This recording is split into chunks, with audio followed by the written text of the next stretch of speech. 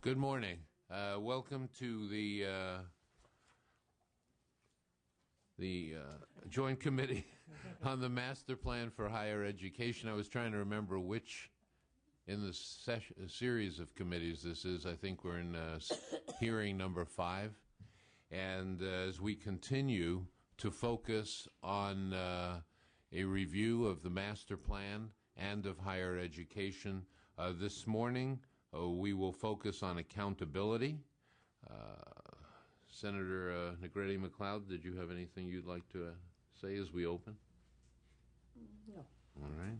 Then we will begin. If the first panel could please come to the table. Nancy Schulach, Director for the Institute of Higher Education Leadership and Policy at CSUS, and Dr. Paredes, Commissioner of Higher Education in Texas, and John Vasconcellos, former senator, state senator, and chair of the Vasconcellos Project.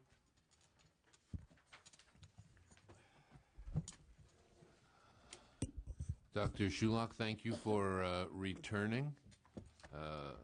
Dr. Paredes, thank you for coming from Texas. Appreciate it. I actually lived here for most of my adult life, so it's like coming home. Good. Senator Vasconcellos, aloha. Good to see you again. I think they're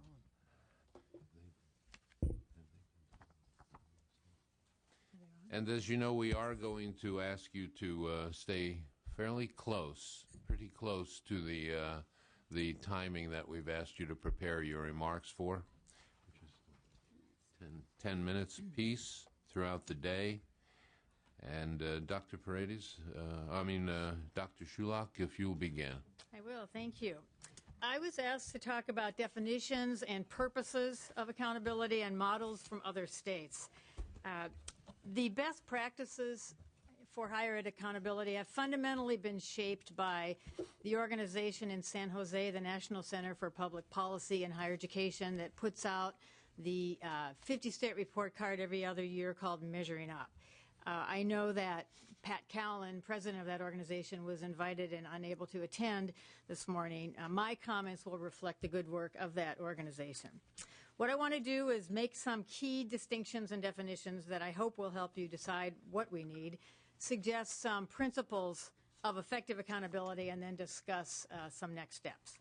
So in terms of what is accountability, you do have a handout, and I will sort of walk through that and point out a couple of things on it.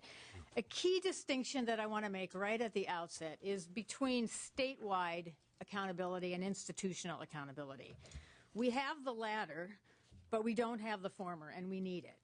At the last hearing that I attended, you heard about problems with statewide planning and coordination that are preventing us from addressing serious performance issues. I mentioned then that we have world-class institutions but not a world-class system because we're not coordinating the institutions to meet the needs of Californians. That same distinction applies to accountability. We can have good accounting of institutional performance, but still not know how well it all adds up to meet statewide needs. So we need statewide accountability. Well, what is that? We need a statewide reporting system that will help lawmakers make informed choices about policies and budgets for higher education. We have lots of good data provided by each of the segments, but it doesn't inform us about how well the system works as a whole. Many states, including ours, have struggled to put this kind of a system in place because there's so many competing understandings of the word accountability. On page 2 of your handout, I have put the best definition that I've seen, which is simply accountability is the public presentation and communication of evidence about performance in relation to goals that reflect a public agenda. I want to use this definition to clarify what good statewide accountability is, but more importantly what it is not, because there is a lot of conventional wisdom about accountability that can prevent us from doing it the best way. So first distinction, state-level accountability is not consumer-oriented accountability. in terms of helping parents and students decide which college is best for them. That's obviously a good thing, and we should be sure that our colleges and universities provide that kind of information. But some of what they need, consumers, is quite different from what lawmakers need to make the decisions about policies and budgets to guide higher education in California. It's not fundamentally, consumer information is not about a public agenda. Second distinction I want to make is between, as I said earlier, state-level accountability and institutional accountability. State-level accountability is not institutional accountability. It's all too common for states to require data from every individual institution in order to compare them, say, for example, on graduation rates. Identifying low performers and helping them do better is also a good thing, like consumer information, but it's the job of governing boards fundamentally and not of state lawmakers. Including institutional data, college by college, university by university, in a state reporting system has two shortcomings from my perspective. First, it overloads the system. Some call it a data dump with too much data that's just not helpful and distracting from what you really need to look at. And secondly, it encourages comparisons among institutions or of institutions that aren't comparable and should not be compared. Comparing institutions is not the job of policymakers. Their job is to compare where we are as a state with where we need to be. The third distinction I want to make is that state-level accountability is not about imposing negative consequences. The conventional wisdom, also very strongly held, is that truly effective accountability has to cause those being held accountable to feel pain, or at least to fear the feeling of pain. That there must be direct, usually negative consequences if some goals are not met. That's not what this should be about. When shortcomings are identified, the remedy is to adjust policies and investment strategies. This effort that I hope you're undertaking is about outcomes for Californians, not consequences for institutional leaders. Turning to principles of effective accountability, I want to point out that we have a good source of guidance right here in the work that the legislature has done over the past several years. At least two comprehensive bills have passed in recent years that draw on the National Center's ideas and principles about effective statewide accountability. The first was V.D. Alpert's bill in 2004, SB 1331, and the second was SB 325, Jack Scott's bill of 2008. Both were passed by the legislature, but unfortunately vetoed by the governor, for what I believe are two reasons. First, I think the governor and his staff were looking for the traditional institutional accountability with the threat of punishment and automatic consequences if goals were not met. They were not looking for the kind of state-level collective accountability, which those bills were, that could support a public agenda. Second, the issue of coordination that you discussed at the last hearing, of who would manage the accountability system, who would be the steward, as we've called it in the past, was not well resolved in the bill, reflecting the long-standing struggles that we've had in establishing effective coordination. And that was specifically stated in the veto message for one of the reasons of the veto. A third bill, introduced by Senator Lieu, who's a member of this committee, last year, SB 775, has unfortunately been tabled. But I've cited two passages on the bottom of page 3 of your handout from that bill that show what we need in a statewide accountability system. The first paragraph emphasizes that although we have provisions for institutional accountability, those efforts do not combine to tell us whether the state as a whole is on track. And the second paragraph stresses that what we want is to be able to make data-driven budget and policy decisions for higher education. So drawing on these efforts, which draw on the national best practices, I've suggested a set of principles to guide effective statewide accountability. Those are on page 4 of your handout. I won't read them all, you have them, but just to make a few points. They need to have a statewide focus. So they have to begin with state goals, which of course you've heard that we don't yet have. And they need to fundamentally help policymakers design, maintain, and fund a higher education system to meet those goals. In terms of the information, the metrics, the information reported in such a system, it should be limited, as I've indicated before, by making some distinctions about what it is and what it is not, should be limited to those items that help policymakers assess progress towards state goals. And the specific measures should be determined by the questions that we need answered, not by the data that are already available. So if we have some fundamentally important questions that we need to answer and we don't have that data available, we need to figure out how to generate new kinds of data. And that has to include the ability to track student progress across institutions and segments. In terms of relation to the institutional accountability, that is also of fundamental importance. Each segment's accountability process needs to generate information to help lawmakers understand how the segments are meeting the state goals, but we don't need to collect and compile all of that institutional data into a state reporting system. And in terms of the uses of a state-level accountability system, it needs to become a regular part of the deliberative policy and budget processes. We need to find some way to regularly bring that information into the system. If we follow these principles, I think that will help us set up a process that will enhance the capacity of higher education planning, which again you heard quite a bit about at the last hearing. In addition, it'll make accountability the kind of cooperative endeavor that it needs to be, not something that's contentious. And everyone wins by preventing killing a lot of trees to support a lot of data that's never used in legislative decision processes. In terms of next steps, this kind of statewide accountability that I've mentioned is a necessary part of overall effective statewide planning capacity, but it's only one part. We need the public agenda so that you have the goals in place to monitor by means of an accountability system. And we need an effective coordinating mechanism, the steward for this accountability system. Many of the states that are making strides in building this kind of capacity for planning in higher education have brought in consultants from out of state to help with the process. Some of the foundations that have been concerned about higher education capacity in California have also supported those kinds of actions. So that's one step. And we can also learn directly from other states, including Texas, as we will be doing after my comments. So in closing, I want to admit that in preparing this testimony, I had a head start because I began with the comments that I prepared 3 years ago for the Senate Education Committee when they held a hearing on accountability. And I ended those comments with these words.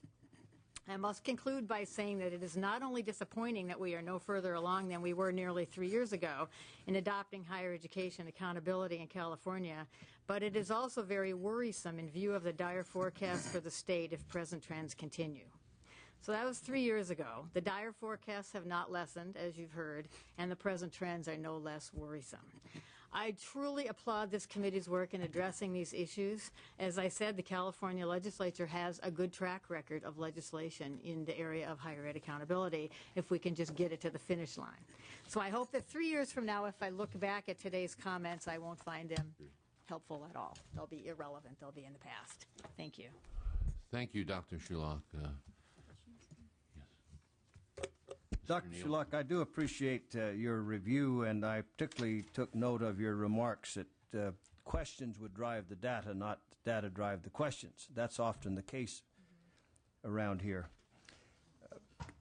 The focus on a master plan, I think, should be on the generations, not on the tomorrow. And one of my greatest frustrations of society, as well as this institution, which is a reflection thereof, almost an abject inability or unwillingness to look beyond tomorrow. The 50-year plan, I would want to argue, and I actually knew some of them, the architect's original master plan, that did have a vision of what it would be 50 years later, where we're at today. Are we capable, are the institutions of government capable of looking beyond tomorrow? Well, I don't know whether I'm in a position. That's a kind of a loaded question, but I have purpose behind it. If you have any thoughts about how we challenge us, citizens, our youth, our senior citizens, to look 25 years, 50 years from now. The water debate last year, I said, was not about us tomorrow, the next election, the legacy. It was about our grandchildren. what kind of strategies could we inculcate to encourage ourselves to think a little further? Well, it's certainly a good starting point is to look at where we are and look at some of the projections like you saw last time from the Public Policy Institute of California, projections down the road. There are a lot of projections now, not out 50 years, but there are a lot of projections now that are going out to the year 2020 and 2025 and seeing where we think we need to be and where we are and looking at that gap. And I think that's a good starting point, but I really don't feel I can answer it any better than that. Dr. Schulach, one of the things I've noticed about accountability reports when they do exist is that they are often very difficult to comprehend the conclusions of. And one of the things I've noticed recently is the development of some systems in which you have an accountability report that's much like an onion, peeling an onion, to use the old cliche, where at the very top level of the report, you get marks for to what degree you've been accountable, but it's simply put. And then the degrees of complexity are there if you wish to drill down. Would you agree that one of the things that would be important in a true a report of accountability based on statewide goals, that it be similar to a report card in which it was very clear and concise as to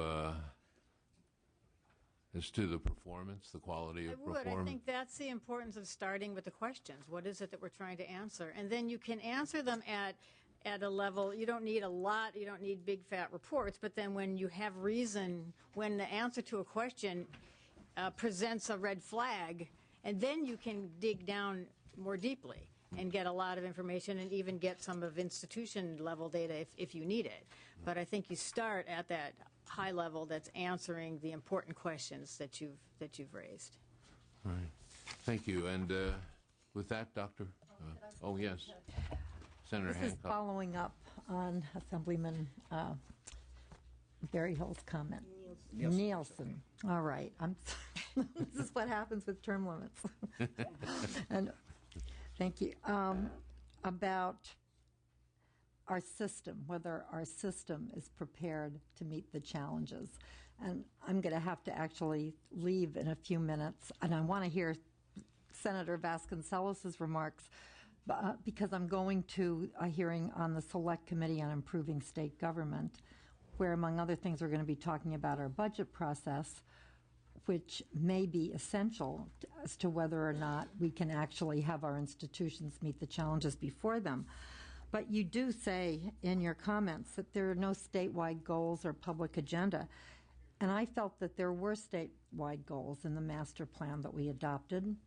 12% University of California, 33% CSUs, and everyone the opportunity to go to community college for either career preparation or transfer.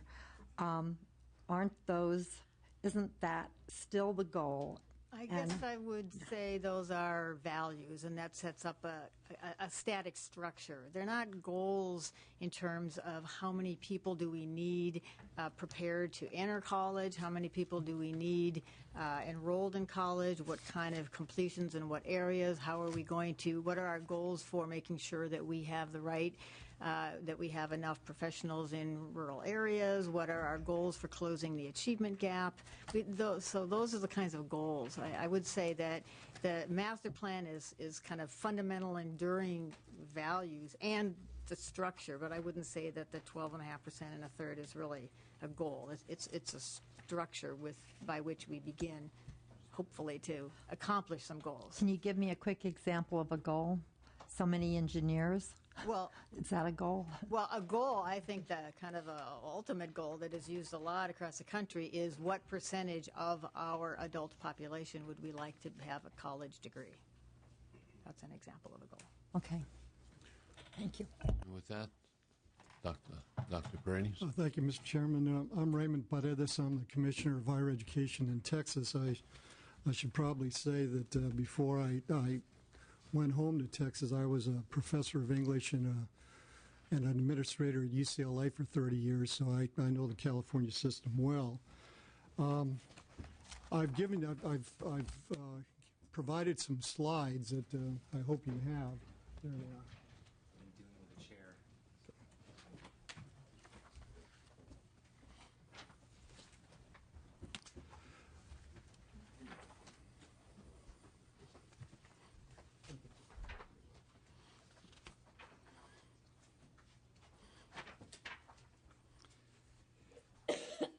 If you will look at the second slide, one entitled Background, you'll see a little bit about the process of developing an accountability system in Texas.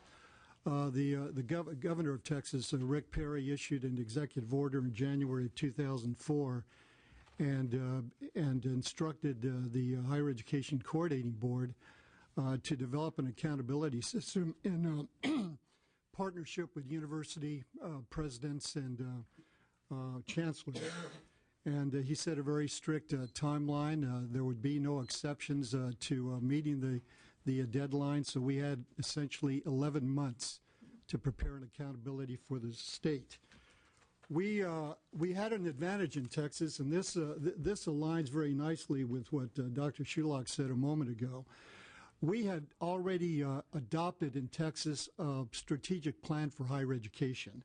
And if you look at the next slide, page 3, you'll see that it was based on the goals of closing the gaps, a 15-year strategic plan for Texas, as I said, adopted in the year 2000 with 4 key sets of goals. One related to increasing the participation of young people in Texas higher education by 630,000 between the year 2000 and the year 2015, to improve success rates and completions, which means everything from career and technical education certificates to baccalaureate degrees and beyond, to improve the academic reputation of Texas universities by any number of national standards and regional standards, and then to increase the share of federal research and other means of research support that were available to our institutions in open competition. We adopted a 5th component of accountability beyond what the governor had called for, and that was efficiency. We knew that we would be going into a gradual period of budget tightening, not only in Texas but around the country. So we wanted to make sure that we were getting as much efficiency as we could out of our system. We also knew that, and this is once again directly in conformity with what Dr. Shulock said, we also knew that we needed to keep the key accountability measures relatively few in number. We had looked at other states and we had seen accountability systems collapse in other states because of their complexity. We also wanted to make certain that we didn't require institutions to collect a lot of new data. We wanted an accountability system that was already based largely on the data that the Texas Higher Education Coordinating Board required institutions to gather and certified that it was accurate. All the data that's provided to the coordinating board has to be certified by an institutional president, whether a community college or a university, that those data are in fact accurate. We also wanted to make certain that we had something that we called a contextual factor. Because there's tremendous variability among institutions in Texas, we wanted to make sure that if an institution wasn't doing particularly well on one accountability measure, they had an opportunity to consider it, provide us an explanation of why their numbers were different from other institutions with similar characteristics. And we collect those data every year. And every year, institutions have an opportunity to explain why their data are either quite good or quite bad. If you look at the next slide on page 4, you see that, now this is different from what Dr. Shulock said. We did group institutions into categories. Now, one thing that's dramatically different between Texas and California is our higher education system in Texas is actually organized vertically. For example, we have the University of Texas at Austin, which is a major research university in the same system as the University of Texas at Brownsville, which up until about 15 years ago was a community college. And they have very little in common. Brownsville does not have any, has maybe 1 or 2 doctoral programs compared to the 100 at UT Austin. So we decided that we would place institutions in groupings across systems so that in terms of accountability, UT Brownsville might be in the same grouping as the Texas A&M Kingsville. Both institutions in South Texas, both virtually open admission institutions, both institutions with a very large percentage of Latino students. If you look at the next page, page 5, you'll see what see some information about the groupings. We pointed out some presidents felt that if we placed an institution, for example, in the comprehensive category, which means that you offer mostly baccalaureate and master's degrees, that would mean that they would forever be stuck with that mission. They would not be able to develop doctoral programs and so forth. And so we said in the accountability system that the categories were neither permanent nor prescriptive, and we review the categories every couple of years to make sure that they're consistent with what the institutions want to do and what the state needs. We also, as we evaluate the institutions every year, we look at best practices, practices that have enabled institutions to perform very strongly in particular categories, and we disseminate that information to other institutions in the same group. I want to emphasize something once again that Dr. Sherlock said. We recognize that there is a big difference between institutional priorities and state priorities. In the accountability system in Texas, particularly with the proviso that these groupings are neither permanent nor prescriptive, we want to make sure that institutions have an opportunity to grow. But we also want to make sure that as they grow, that their growth is aligned with state priorities.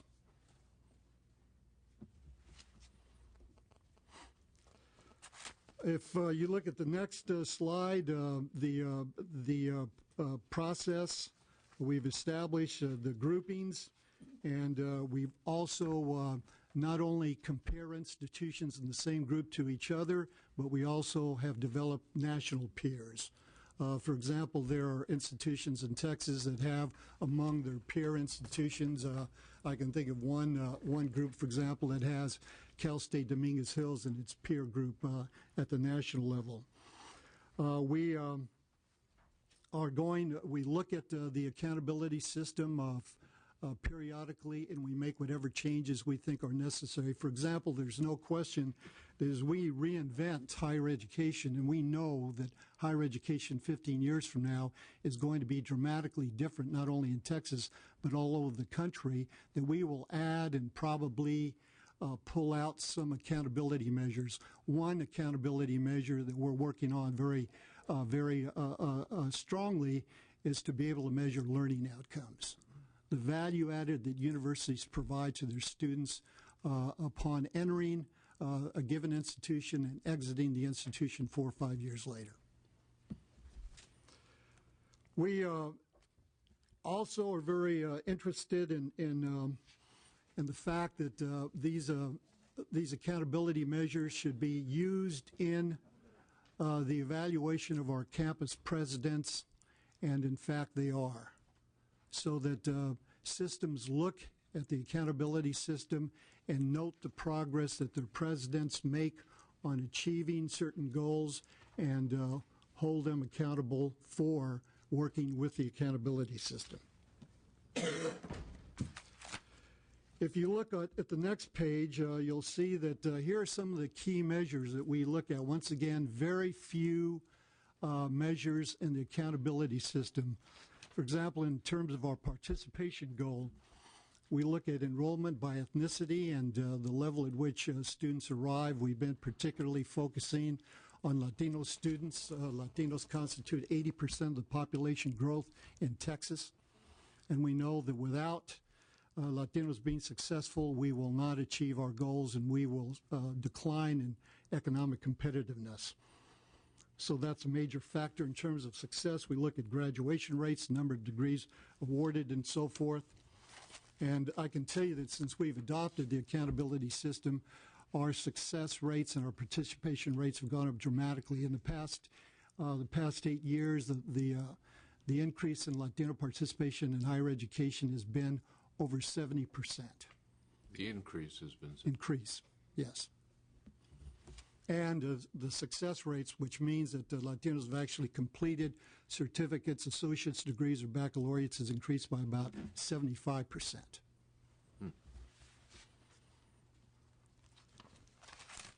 If you look at slide 10, you'll see some more key measures. Once again, as I indicated, we added efficiencies and effectiveness to the accountability system.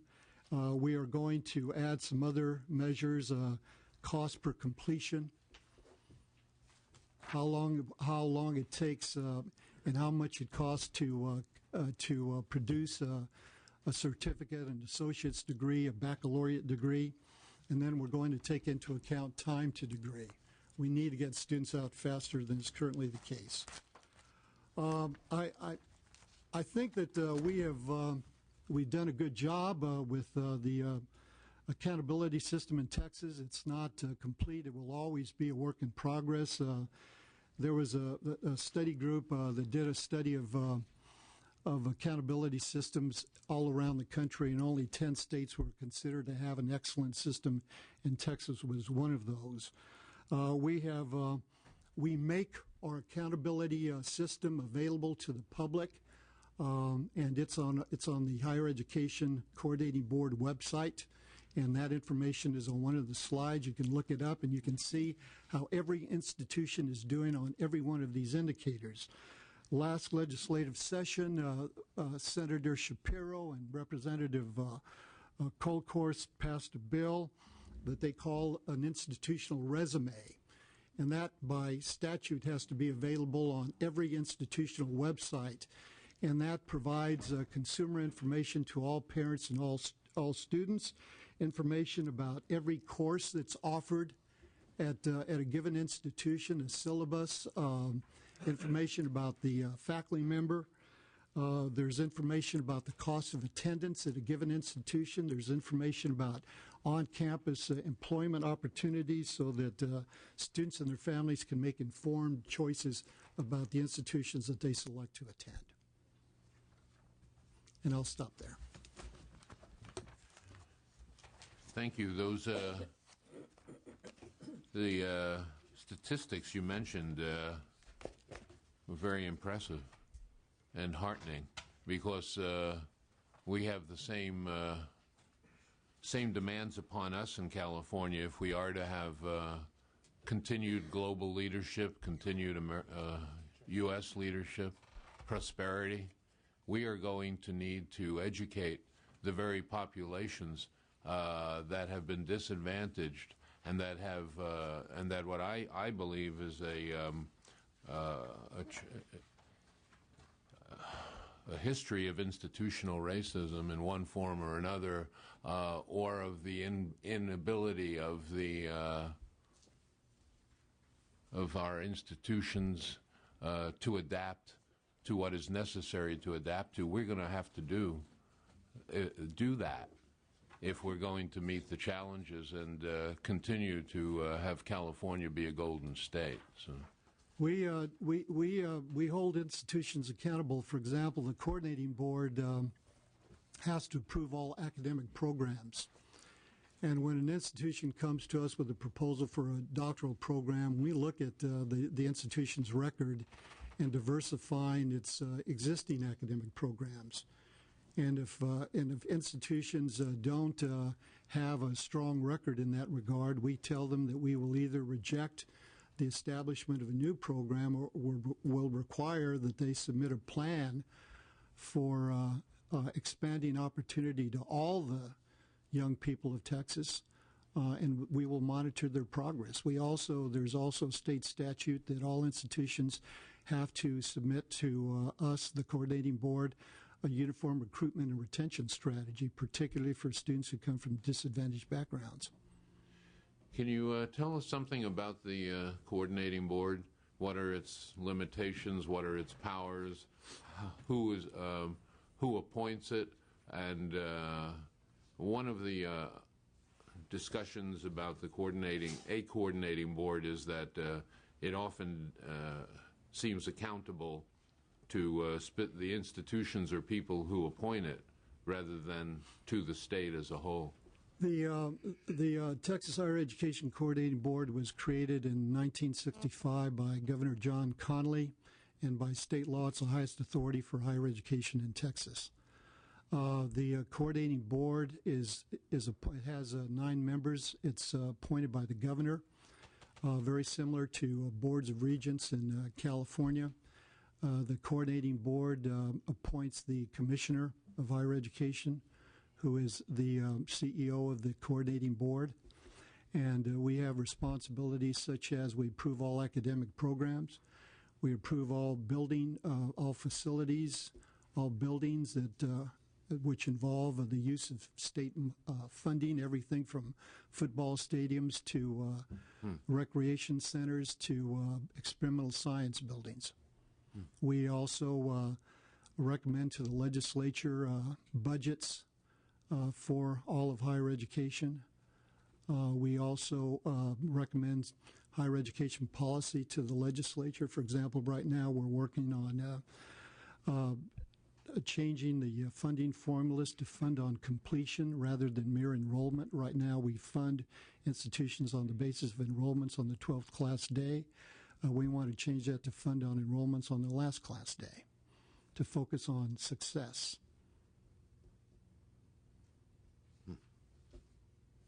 Thank you. Are there any, Senator McLeod, you had?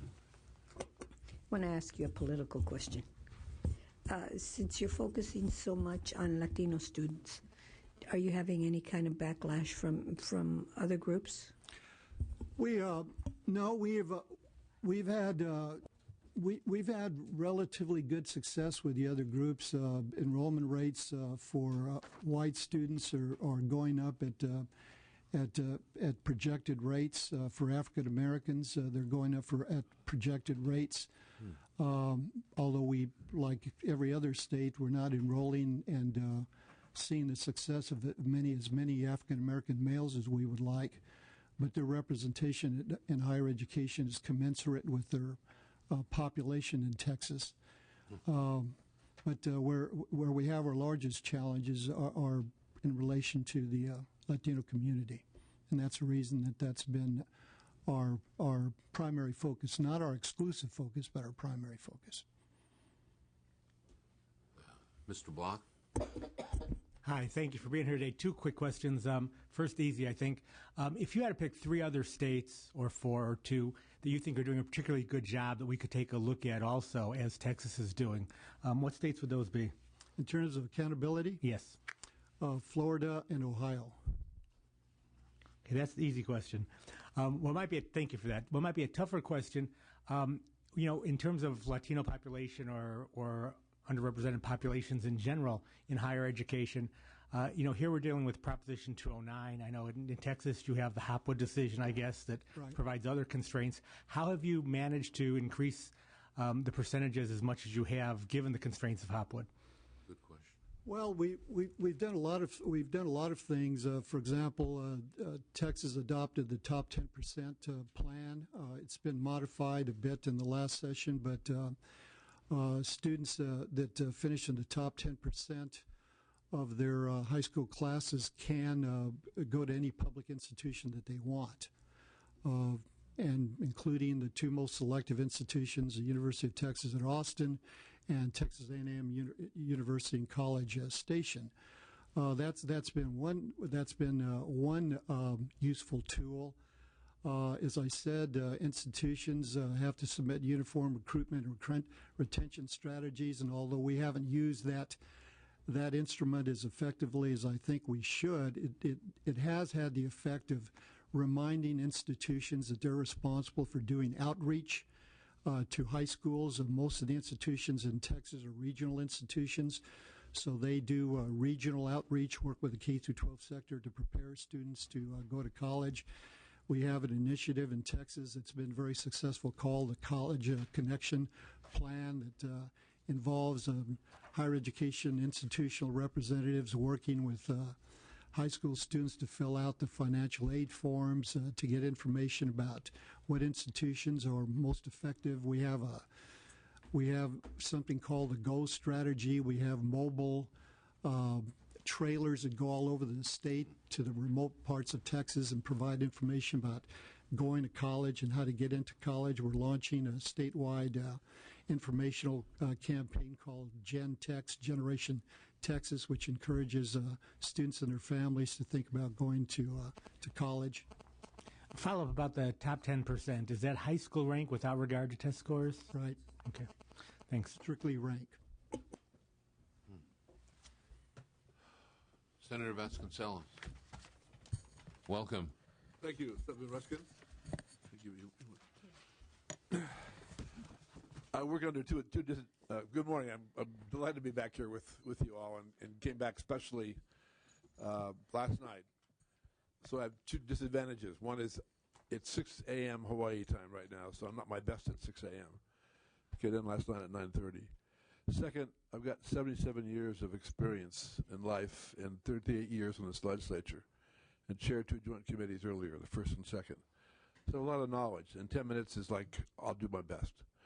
So I've given the sergeant... I haven't started the clock yet. Okay. I've given the sergeant a I've document. been cheating with everyone. A document that lays out... I usually don't give it out in advance, but I want to walk you through it so you can afterwards hopefully read it. Let me make one point.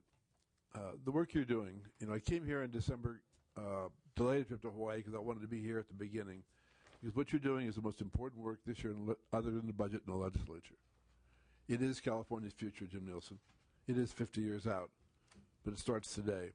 And you're charged, the 20 of you, with figuring out how we get to the future in a way that's elegant, inclusive, fair, and prosperous, economically sound and socially sound.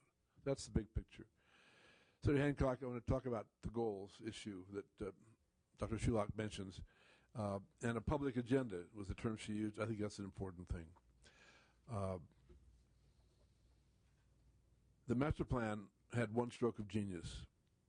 It had 2, but one that has served to distinguish California, to make us different. And this you're going to hear from nobody else, I don't think, today at all. I kind of slipped in here under accountability, but I want to talk about quality. Accountability for what? What is the purpose of education? What's the quality that needs to be developed to live in this new world that we've emerged into now? So the genius in 1960, 50 years ago, was universal access.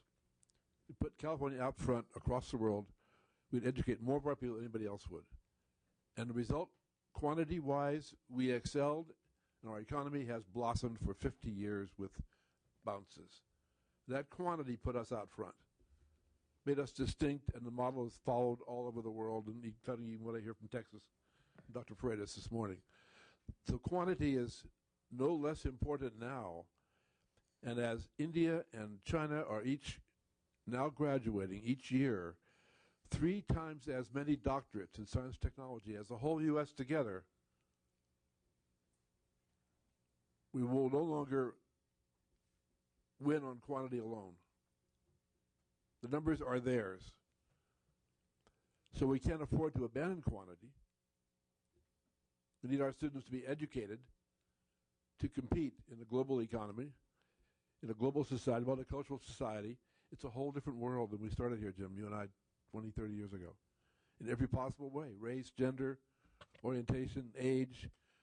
It's a whole new world.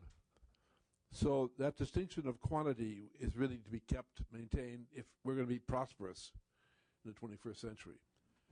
But we won't be distinct on numbers anymore. This is the one point I want to make that I think is so crucial. How do we distinguish ourselves and keep California, if not first, at least on the table, in the game? to compete in the global economy. And there is one way, and that's a peculiarly California way, because the emergence has happened here. There's a whole new science about learning. This is around the country. How do people learn? Are we naturally learners, or do we get drilled into it? Do we get scared into it? How do we human beings learn? And bear in mind that we learn to walk and to talk, two profoundly complex developments without much instruction at all, because we are built-in learners. The curiosity of humans is, unless stifled, fantastic. The question, Senator Hancock, is what's an educated person for the 21st century? That's a good goal. How do we define it?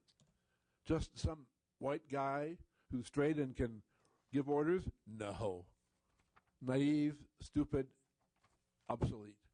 It's everybody prepared totally to be present with integrity and help this society come together. Across lines of race and gender and age and diversity, we are each charged with being the healers of a new society and a model for the world. So accountability is crucial, and I'm not the expert on accountability, but for what?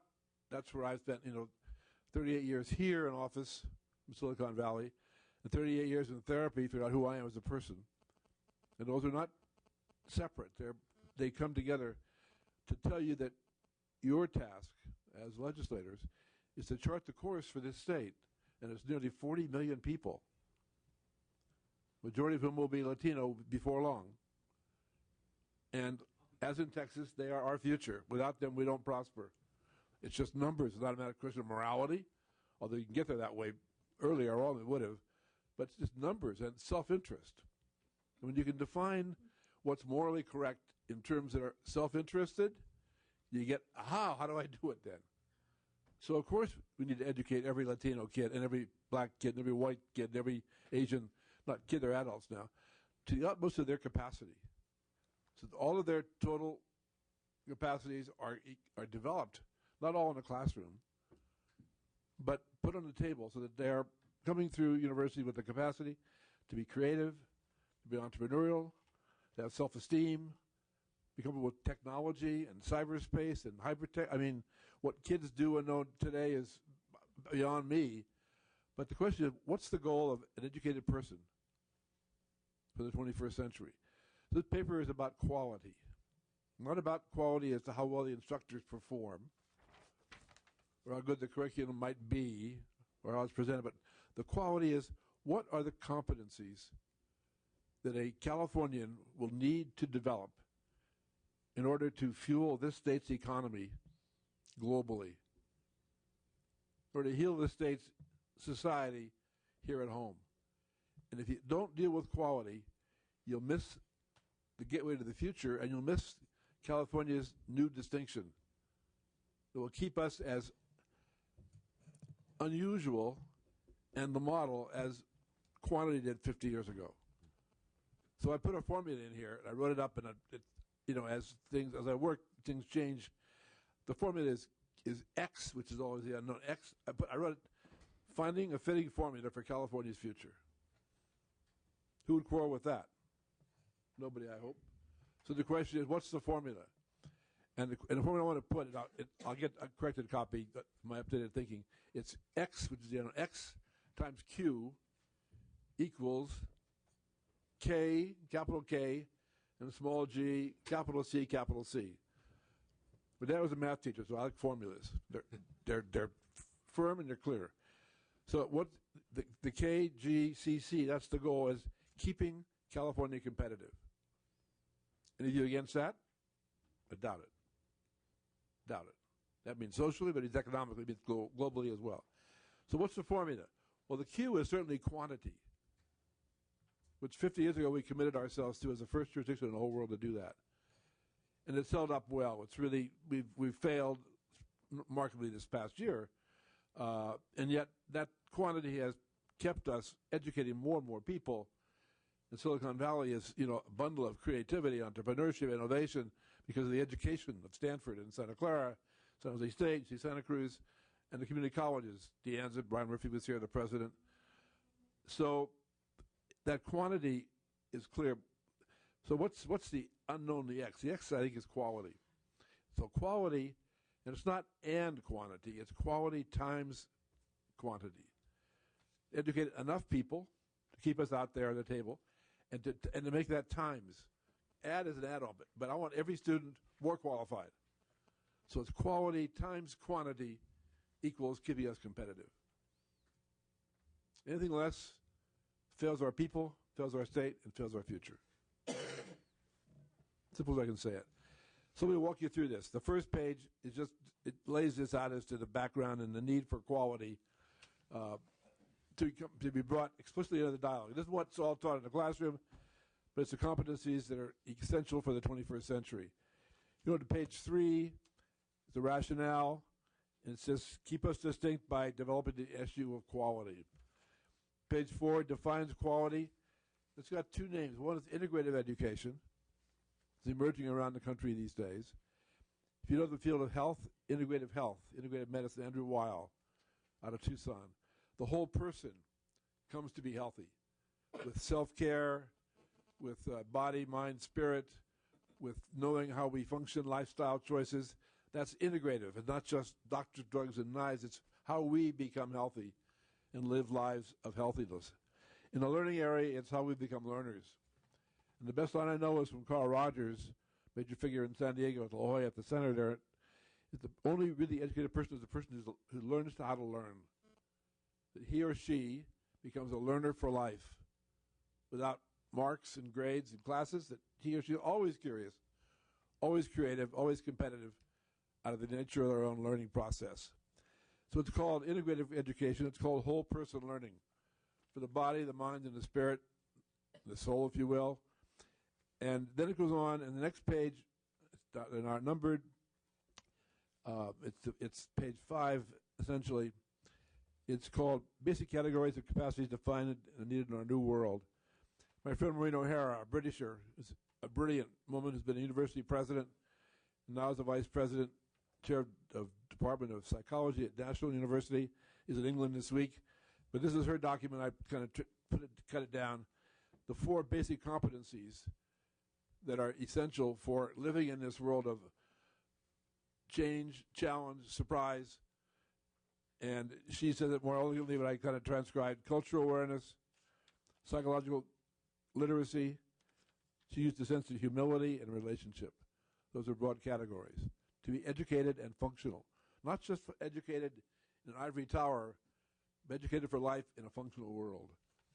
The next page, the D, go to page 7. This is my own. Totally brand new. I created, take all responsibility for it. It's what capacities I wished I'd had in school. Addressed, or at least made known to me that I could pursue. It's about developing our initiative for learning, our instinct for learning, about familiarity with technology, with diversity, its healthy individuality, self-esteem and responsibility, objectivity, the world out there, but subjectivity, the world inside, intellectual rigor, analytical, critical thinking, emotional intelligence, which is the big thing in business these days, how to use our emotions constructively to lead lives of integrity and relationship and work together. There's a whole network of spirituality in higher education in the U.S. with 200 universities signed up. My friends, the Astons, UCLA's finest, most creative people in the world, the couple, Stanley and Lynn Aston. If you haven't met them, you ought to meet them. They're stunning. They had a 200 university network of spirituality working across the U.S. Intuition, creativity, innovation, entrepreneurship, even genius. Those are our birthright. Let's talk about them, at least make them legitimate. Partnership, teamwork, and collaboration, how to live and work constructively in the 21st century, conflict resolution, and finally community service learning, and civic engagement education. Those are all parts of how we learn to be members of a society and function within a society with our own integrity and creativity and center, and yet at the same time make it work for all of us for the future. E is a 10-point strategic action plan for how to go about doing this. That comes afterwards. And F says call to action, and the action's now. The state is in a world of pain and turmoil and change and challenge, wars, economic struggles, financial collapses, we need to have every Californian prepared to bring him or herself totally to the table as a thinking, feeling, strategic, creative person of integrity who can live with diversity and cherish it. And so I challenge you and all the people here from the institutions, even as we renew our commitment to access and quantity and affordability so it's real and accountability so that we know it's working, be sure we include on the table as a goal, as the future, the quality of the experience that develops the capacities we need to keep California competitive, safe, and decent. And I'll get you a new copy, updated. I hope you will read it through. I'll be available to talk to any of you want. But I think you really have a huge challenge, and I encourage you to be both basic, essential, and aspirational. We've aspired to become the best, the most enlightened. Keep us there. Keep that challenge. Keep us California. Thank you. Senator, can I ask you to drill down a little into the Sure. 10-point strategic action plan for how this happens? I heard some others may have heard last night on National Public Radio, there was an interesting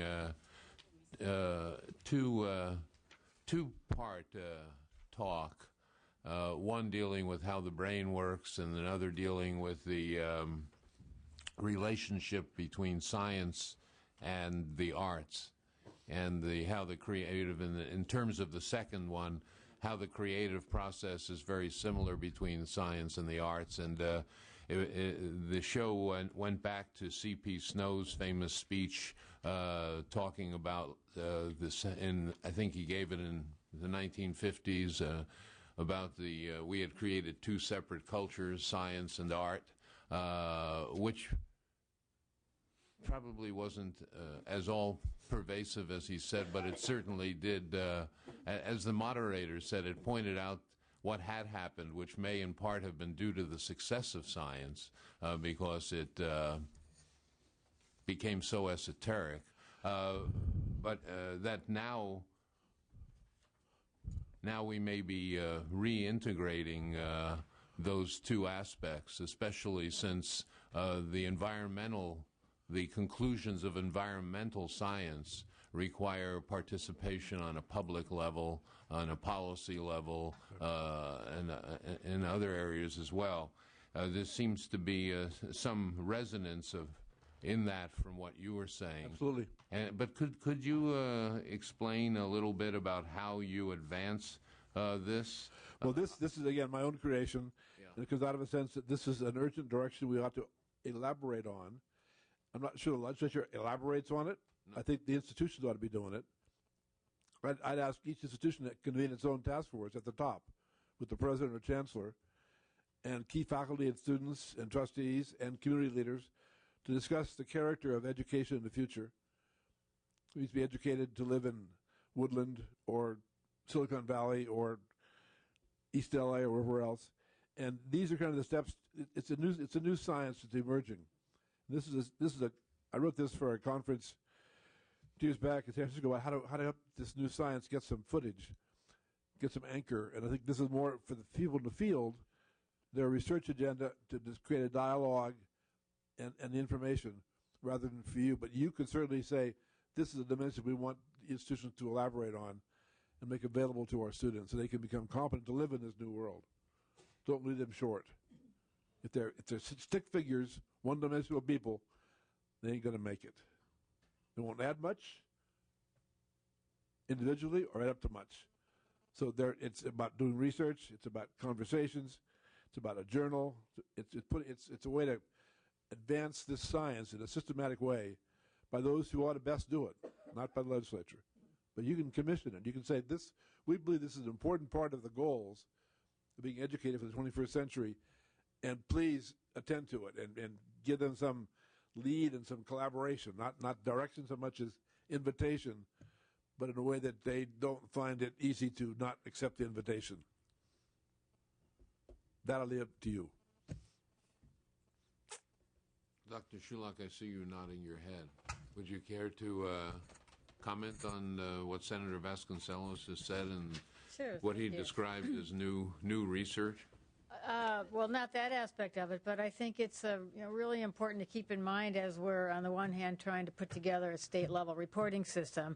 There's always a danger in, you're just looking at numbers and goals and hard things. And one of the things I didn't have a chance to include in my comments, but is in what I handed out, part of the the institutional accountability system. I said we need to have the segments have their accountability, and it's got to align with our state goals.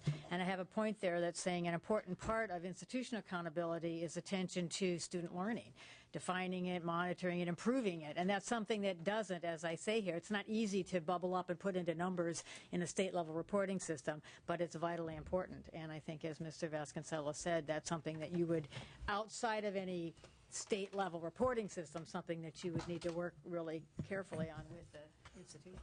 Thank you. Let me add one thing, Senator Ruskin, because it pertains to my experience here. One of the most memorable days of my 38 years here was a hearing convened by Wilma Chan in the Assembly about a new report that had just come out of D.C., Department of Education, called From Neurons to Neighborhoods.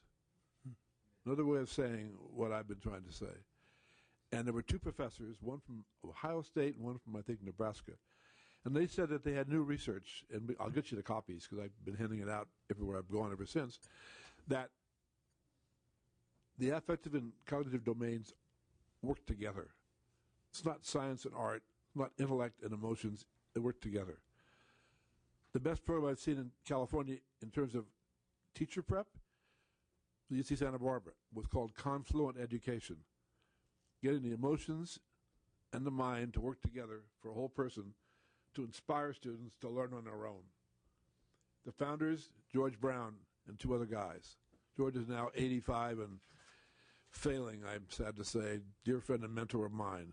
But these two professors went on to say, affective and cognitive are both crucial, essential, and fit.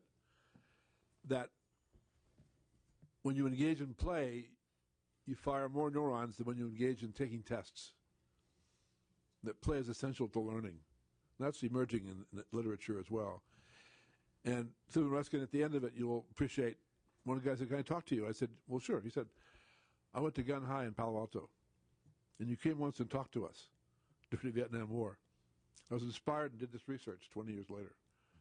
So the facts of what you do here in your districts can make a difference in someone's lives. But this topic, introducing it, legitimating it, proposing it as a matter for consideration by everybody in the state would be a huge service towards California staying competitive, becoming the state that we all would aspire it to be as the Golden State. Mr. Block, then Ms. Carney. Thank you, Dr. Paredes. It's taken time for me to integrate this top 10% idea of all schools. So this would mean a student in school A who's in the top 10%, despite what might be a lower GPA and even significantly lower test scores, would be granted admission to UT over a student who was 15%, but had a higher GPA and much higher test scores than other schools. Is that correct? That's correct. The unfortunate, the reason the top 10% plan works in terms of providing some degree of ethnic diversity in our selective institutions is because schools in Texas are still highly segregated. And so that you can, by saying the top 10% can go anywhere, the schools that are 75, 80, 90% Latino, the schools that are 75, 80, 90% African American will send a significant share of their students to the selective institutions. It's also worked the plan has also worked relatively well for isolated rural districts whose students historically had no access. And have studies shown like success rates of students with lower test scores and GPAs but who rank in the top 10%? Have they been comparable to? The students in the top 10%, regardless of their test scores and their academic achievement, succeed at higher levels than students who are not in the top 10%. This sounds very interesting. Do you find there's school shopping actually shopping for lower performing schools by students who would increase their chances then of getting into a better university. Yeah, there has been some of that, but frankly, the pressure of the top 10% law, which is the reason it was modified last legislative session, has been virtually entirely on one institution, UT Austin.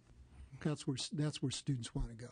I would think school shopping wouldn't be a bad thing. If you have better students purposely going to lower performing schools, they would then become higher performing schools. Well, and that's one of the things that we're trying to do in Texas. We're trying to improve the quality of undergraduate education across the board.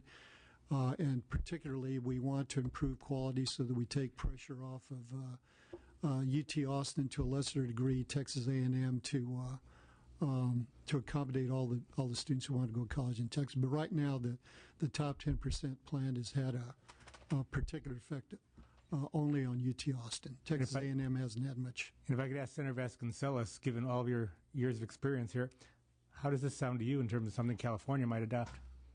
Well, I think it's a policy in California now. Is it top? I think it's 3 or 4%. This is school. Yeah, no, this is 10%. It's not statewide. It's statewide. high school by high school. High school by high school, so it favors local community. I think California has some of that now. It was certainly proposed by Governor Davis, and I thought it was adopted. I thought it was adopted. Too. Maybe it was just proposed and debated. Maybe this is another problem of term limits. I think if Dr. Pitts is here this Member morning. Nielsen, do you know? Can you remember? No, I cannot. Well, we ought to find out.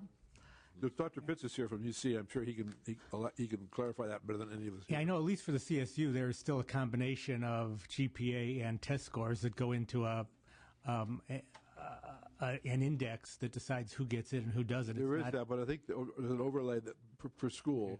Each school's top 3 or 4 or 10% are automatically eligible because of the character of the school, and I think that's operational. Wait, so if it's not in effect now, it is something you'd support? Yes, but I'm pretty sure it's in effect now. Okay, great. Yeah, there is an overlay. The two work together. Yeah. And then I think we were told in the panel last time that the overlay of the two doesn't create an extraordinary difference for some reason statistically. Difference in what? From if you Success didn't rate? have it. If you didn't have the top X percent of a high school, you only relied on the statewide 10% or 12.5%, that when you include automatic admissions for the top X percent of a specific high school, it doesn't seem to change the eligibility statistically very significantly, I recall was said. See, it could be eligibility different from guaranteed place. That's right.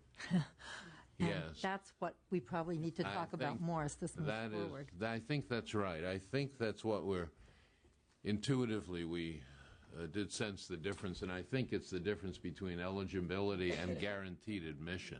Yes, Then of course it comes down to affordability.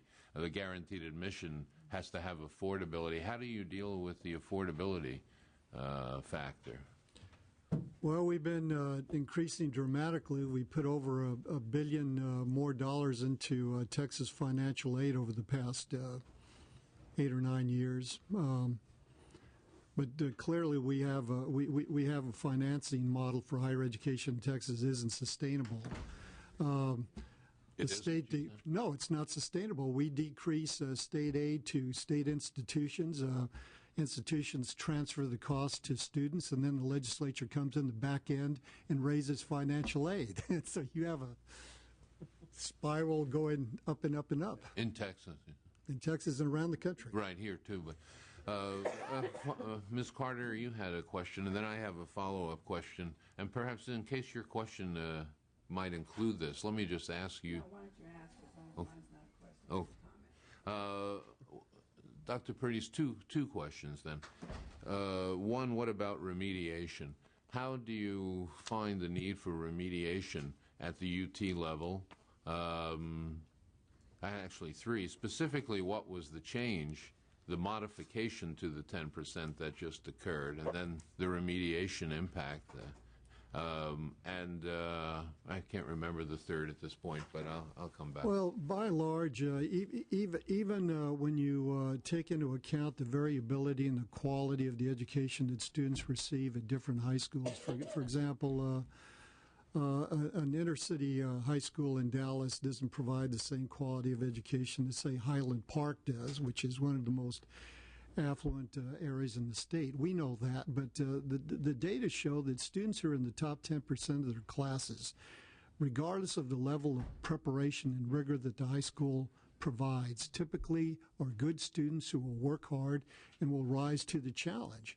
And they've been successful at UT Austin. So UT Austin does provide academic support for students who are behind, but typically from the data that the institution has provided the coordinating board, it seems pretty clear that the students are willing to work extra hard to perform as well as their peers. So that's why the graduation rates for students in the top 10% or admitted into the top 10% law do well, regardless of their relative level of preparation. Yeah, and it sounds like that's one of the characteristics Senator Vasconcellos mentioned in the student was competitiveness. Right. That would be an intrinsic characteristic of the top 10%. And then finally, the other question I wanted to ask, not to put you on the spot because you haven't prepared in this way, have there, in terms of what Senator Vasconcellos was saying about new learning, is this something you are encountering in Texas, the need to alter what is taught, how it is taught, the difference between what is required now in terms of the atmosphere of learning, the quality and type of learning from an agrarian industrial society to the society we're entering now in the 21st century? Are you encountering that in Texas? Oh, absolutely. I think every institution of higher education in the country is dealing with this issue. I don't think it's so much a movement from agrarian to high tech or an industrialized economy. It's a move from a highly nationalistic focus in higher education or an education that's based on European traditions to one that is more global in its perspective. I think the larger issue, which I think Senator Vasconcellos touched on, we are now operating in Texas, executing an order from the governor to find cost efficiencies in higher education. And we had testimony a couple of weeks ago from several witnesses one of whom made the point very dramatically, and I think this gets to the heart of what Senator Vasconcellos was saying, that one of the things that we've done in higher education that we've got to correct is we've gone from a student-centered culture focusing on student learning, student well-being, student well-being both economically and in terms of quality of life to a faculty-centered culture. You said. I think that's been that's what's happened in higher education in this country, particularly among research universities. And what we have to do is restore a balance and make sure that the most important thing we do is provide everyone a solid undergraduate education. And if we admit students, we commit to making certain that they graduate with the skills that are necessary to hold a job, and we make certain that they graduate with the life skills that will enable them to improve the quality of life in their communities and be productive, responsible citizens. In previous panels, Senator Wright, who's not here right at the moment but was here earlier, brought up a point that's of particular concern to him, but I think it's a very important point. He was concerned that we were not creating an educational system that valued other types of ways of making a living that didn't necessarily require a bachelor's degree, that allowed a student in high school or shortly after to have an honorable occupation that didn't require a bachelor's degree, but perhaps was rigorous enough that that person could go on later if they wished to. And also, Senator Wright, in that same discussion, even brought up the thought that perhaps we should be that as a part of state planning, that, for example, if you wish to have, that, as I'm trying to be, paraphrase him in a way that would be fair to Senator Wright, that if you wished to produce, let's say, Russian literature scholars, that perhaps the cost of that education should be more expensive than preparing for occupations that the state has deemed it needs more critically. Is that something you've encountered? Well, let me respond in a couple of ways. The coordinating board has taken the position that every high school graduate in the state needs to have a solid academic foundation. We know that vocational, or as it's now called, career and technical education, is migrating more and more to community colleges. For example, in Texas, and I know that California struggled with this for years. In Texas, the college prep curriculum, which you would call the A through, what is it, G? G, yeah. The A through G curriculum in California is the default curriculum in Texas. And we believe that every child should have a solid academic foundation, whatever they want to do after high school. So that if a student wants to go immediately into the workforce or has to go immediately into the workforce to help support his or her family, they can come back 2 years later and they will still have the foundation to go on to higher education. We value career and technical education as much as we value baccalaureate degrees. We have an incentive funding program for higher education in Texas. It gives institutions extra funding if they produce if they graduate more at-risk students as defined by the U.S. Department of Education, if they produce more teachers and high school teachers in science and math, if they produce more engineers and computer scientists. I think that's the way to deal with this issue. The incentive funding, you said. Right, incentive funding. It's on top of base funding to institutions.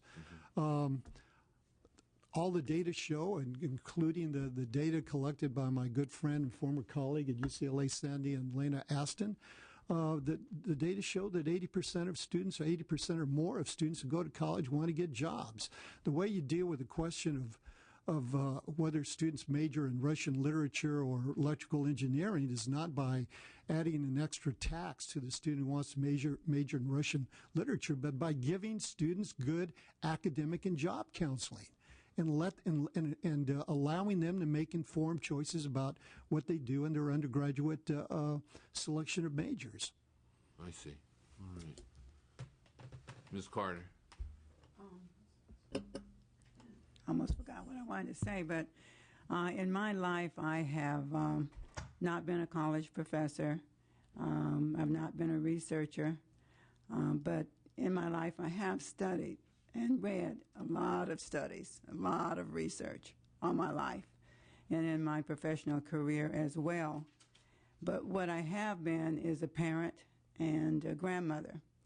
And as a parent, I was acquiring education, going by all the studies, trying to make sure that my children, were lined up with what the studies say, what professionals were saying, that this is how, your child is going to learn, this is how your child is going to succeed. And in some cases it worked, in some cases it didn't. And we've spent a lot of money on studies over a period of time.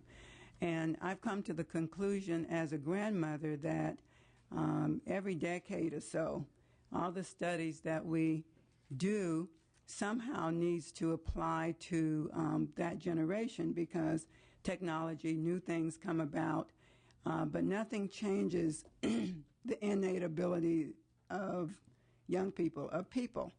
And so as a grandmother, I go back to train up a child the way he should go and then help him with that. And so for my grandchildren, what I do is I have the time to observe them and find out which way they want to go, what their abilities are. And I have to tell you that works. If you watch a child, I have, 5 grandchildren, and I start watching them from the time they were born. And one is very creative, writes really well, doesn't do anything else well, but writes very well. And so I push writing experiences on this child because I've observed her, I've watched her, I know that's what she's good at. The other one is into dance and ballet and all of that. Then I have one that's into sports. From the time he was born, he had a car in his hand. He wants to be a race car driver. And so we're going to make sure that he goes in that direction. And so I guess my point is that if a grandmother can do this, I think with all the research, all the professors, all of the studies we've done, we could spend that time and money in assessing children from the time that they start school or from the time that they're born, and spend the time and effort on making sure they're as successful in the way that they should go. And that's biblical. It's from the beginning. It hasn't changed in all the times that I've been here on this earth, and I don't think that it's going to change when I'm gone. And I just think that we have a lot of money, a lot of expertise, a lot of studies that are on the shelves right now. And I think that we should go back and look at that and apply them to students, because I've just heard someone say that, you know, we've been spending our time worrying about professors and our careers and, you know, our studies and what we're about, but not necessarily applying that to young people. And so my take on that is, as I say, from the voice of a grandmother, that we should spend our time and money doing the studies, renewing them every decade because we have a new set of children, and applying it to making sure that we know what it is that they should be learning, and then help them learn that and become successful. And so you talked about it earlier, and I'm sorry that I missed some of your presentation on innate learning, but I'll read the information that you've given me. Thank you so much. With that, as we segue into the next panel, we are on time, and I really want to say how much I appreciated all of the input, and I'm glad we had time to have some conversation as well. And thank you again for all of you. I'm going to turn over now the panel for the hearing for the next panel to my co-chair, Senator Negrete McLeod. Okay, we have one last question here from Mr. Nielsen. Well, I must, before Senator Vasconcellos leaves, and thank you for your retaining interest in this. Your institutional knowledge and your intellectual challenges for the future, John, are intact. Just kind of a curiosity, sort of a marriage that I'm trying to broker right now. 5 years ago, I talked to the Office of Managed Care about creating a PPO for inmates, another area of great interest to you and wherein we've worked before. And I met 2 years ago with the new federal receiver who had some interest in that, and now UC is gaining an interest in being a provider of such for inmates within the prisons of California. Kind of an interesting concept in any way, but an example of that marriage. And I would like to pick up just and close on the point that the chair made about Senator Wright. I have that manifest interest in the career tech ed too, and I think that I would entreat higher ed, CSU and UC, to embrace career tech ed, to open channels of matriculation, because though career tech ed jobs are career-topping jobs, great salaries, great benefits, good opportunities to grow. Also, many, I think, career tech ed students would like to matriculate and go on eventually to greater challenges that would be significantly aided by higher education. So I would say open our hands. John, thank you for your continued involvement, though. And as we close this panel, I made this comment at our last hearing that everybody that's here is an educator, and we as legislators, that we have to be cognizant of the fact that while we're talking about education and access, that we should recognize that 80% of our young people are not going to go to university.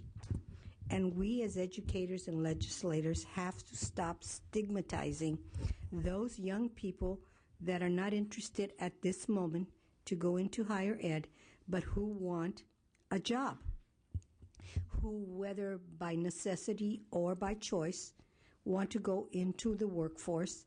And we have to stop saying that if you don't go to higher ed, you're a lesser person. You are not a lesser person.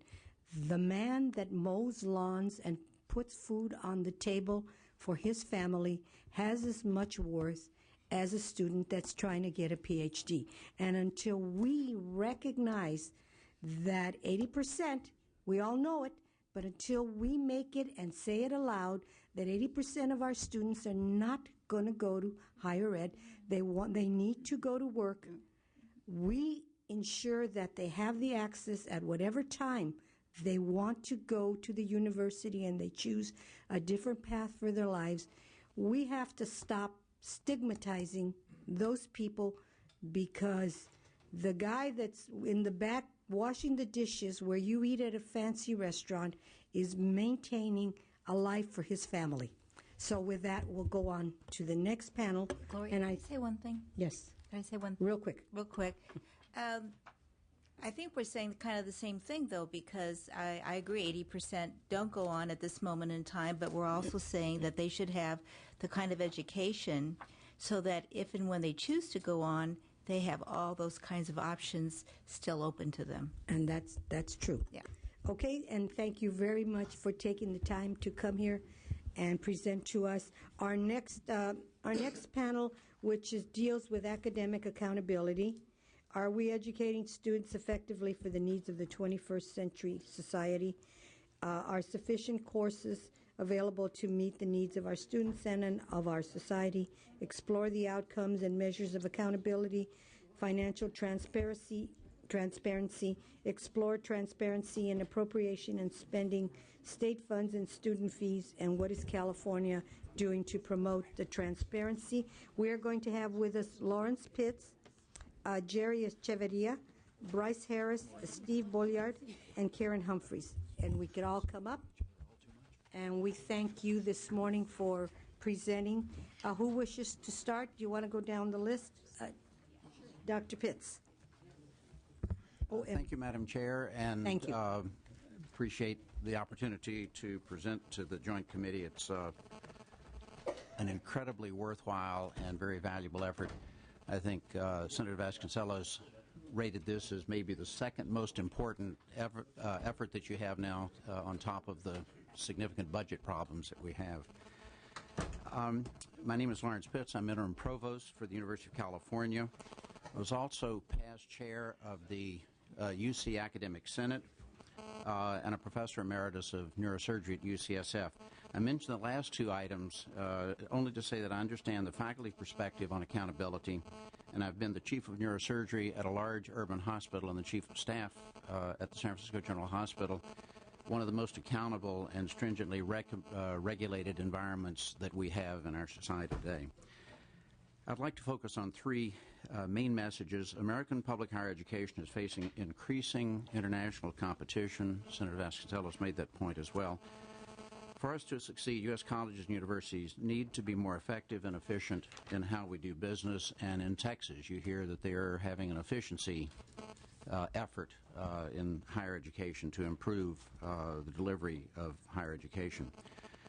We strongly support a statewide accountability system that will help to serve the state and to inform the state, including the legislature, how well California is doing in higher education as a whole, not just campus by campus or system by system. Secondly, President Yudof has made a difference at UC in terms of accountability and transparency. One of his first priorities when he arrived was the creation of the UC Accountability Framework, and you all have a copy of this fairly thick document before you. I'll refer to a couple of slides from that in my presentation. We're not stopping there. In addition to refining the report and working on better indicators, the university has taken a number of actions designed to improve not just accountability, but greater transparency in all aspects of how business is conducted. And accountability is not just data reporting, it is holding parties responsible for performance for established goals.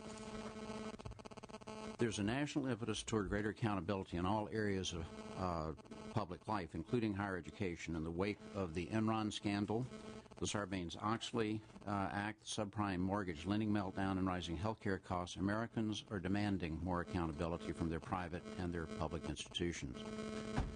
The increasing price of higher education has fostered a growing demand for customer, that is, students and parents and legislators, from students and their families, taxpayers, state governments, including legislators. Global competition and cooperation is a major force driving the need for quality higher education. In the past, American higher education institutions were able to say they were the best in the world.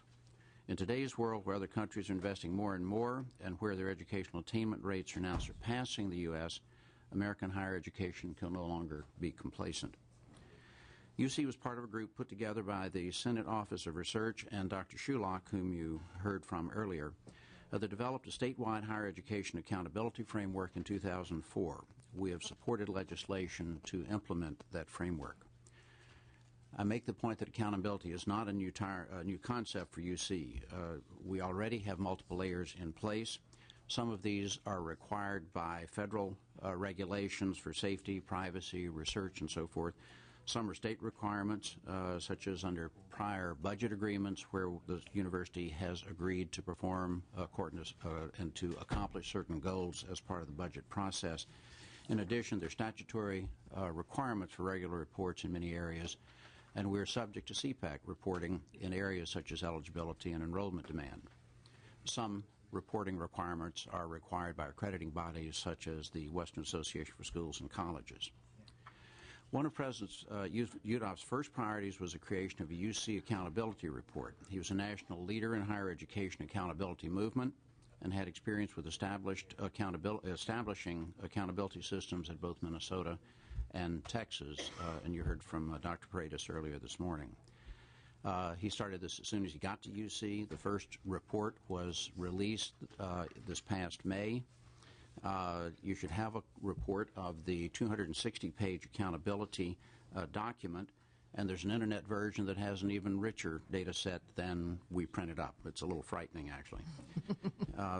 This will be a routine publication that sets forth broad measures of our performance in access and affordability, student success, research impact, funding, faculty diversity, quality, and other key areas. There are 15 sections and 131 separate indicators, some of which are done on a system-wide basis and some on campus-by-campus basis. So there's a lot of colored ink in that report.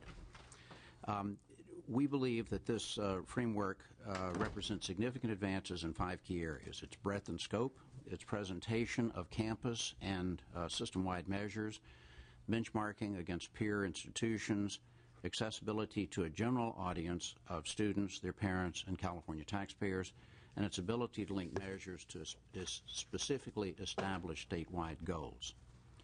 Because the coverage is limited necessarily in any one area, 9 sub-reports are presented at regular intervals to the regents or in writing to the regents.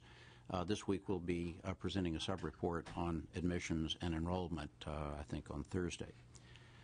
Together, these reports will be used to understand how well and at what cost the university is meeting its goal. It will also support strategic planning, inform budget decision-making, help ensure responsibility of the stewardship of UC, and promote and reflect the university's commitment to be open and accountable to Californians.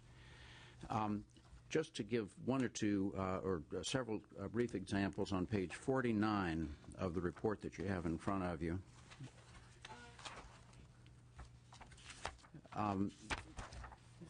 There are data that show the undergraduate Pell recipients at the University of California on a campus-by-campus basis with a UC average, and lines that up with the Pell Grant percentages at the public and private members of our comparison 8 institutions. For instance, Berkeley has more Pell Grant students than the entire Ivy League, just as one example. On page 16, there's an example, a very brief example of graduation rates, and across from that on page 17 shows campus by campus. And you see that we have a very high percentage of students graduating in 4 years. We have an opportunity to improve our efficiency in that maroon portion of the graph by improving our graduation rates and have more students finish in 4 years than they currently do. So we still have work to do, but it's a very impressive graduation rate. The report is designed to ensure the greatest possible transparency for business operations as well as our academic profile. On page 224, as you can see, this is a painfully large document.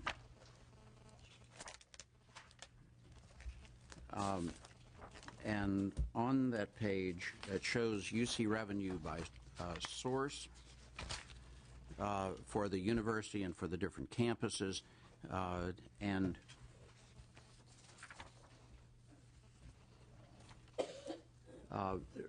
there is a reliable information about the cost of a UC education on page 229. We can see that the state general fund support has gone down over the last decade. Student fees remain painfully high for students and for their families. We intend to use the accountability report to document our most pressing challenges with real data. For instance, the data for salary faculties, for instance, I won't have you look it up, but faculty salaries are 15% below our comparators, and that's documented in the report. I think I'll skip the other specific examples. The accountability report is only one piece of action that UC has taken to improve transparency and financial accountability. In addition to the accountability framework, we have tried to improve transparency and accountability in compensation and financial accountability. I won't try to go into any details, but on the UC website, for instance, there are specific pages related to UC compensation as a carve-out for web material, and then another page on reporting transparency to try to make the data that is so voluminous in this report to the public in general and to legislators and to their staffs. The May 2009 report is a strong start, but we're not stopping there. In addition to refining the report and working on better indicators, the university has taken a number of actions to improve not just accountability and transparency in aspects of how business is conducted. First, we need to work with colleagues across higher education to make better use of the data that we have. That means using existing data in ways that reveal more about what works and what doesn't work in higher education. There's a huge amount of data. We can't be content with just presenting this information, but actually putting it to use. We need to do a better job of understanding what happens to our students after graduation. The point was made that in educating a student, it's not just getting them through college with whatever grades they achieve, but actually preparing them for life after the university, and that's the value that the public expects and the state can hope to gain from our graduates. How do students do in 5, 10, 15 years after university, or after higher education, or after graduation, or after completion of a certificate course at community colleges? We often talk at the university about how research-based education adds meaningfully to what students get out of their experience. We need to prove that at the university. Does the research experience that our undergraduates usually have, and at some campuses over half the students have some specific research experience, does that actually does that have value for them after they graduate? We're currently doing a UC-wide alumni survey of UC BA degree recipients 5, 10, and 20 years after graduation, and we hope to have those results by the end of the year just to measure some of the effects that we believe a college education should provide for them. We need our academic departments to continue to refine and improve the way in which they communicate expected learning outcomes. These kind of activities are currently underway on all of our campuses in different ways and at different rates. It's interesting that WASC has cited in some of their recent reviews very close. WASC has cited several of the campuses as providing very interesting methods of measuring student success. WASC is trying, and all the accrediting agencies are trying to decide the best way to do this. This is not entirely clear at present. We need to pursue better ways of measuring student learning. In addition to tests, we want to continue to improve this portion of our ability to see how we're doing. In conclusion, President Yudof has said that UC is in the business of developing human capital, which is of greater value than any other capital, but perhaps the most difficult to measure. One might estimate that the value of 50,000 students who leave UC campuses each year with new degrees and unlimited potential is probably greater than the market capitalization of Google. That would be difficult to quantify. Many would argue that current quantitative measures cannot fully assess the lasting impacts of higher education and of university research, and with that we agree. But the fact that we cannot measure everything does not mean that we should measure nothing. Thank you for your time. I'll be happy to address questions when the other panelists have spoken. Thank you very much.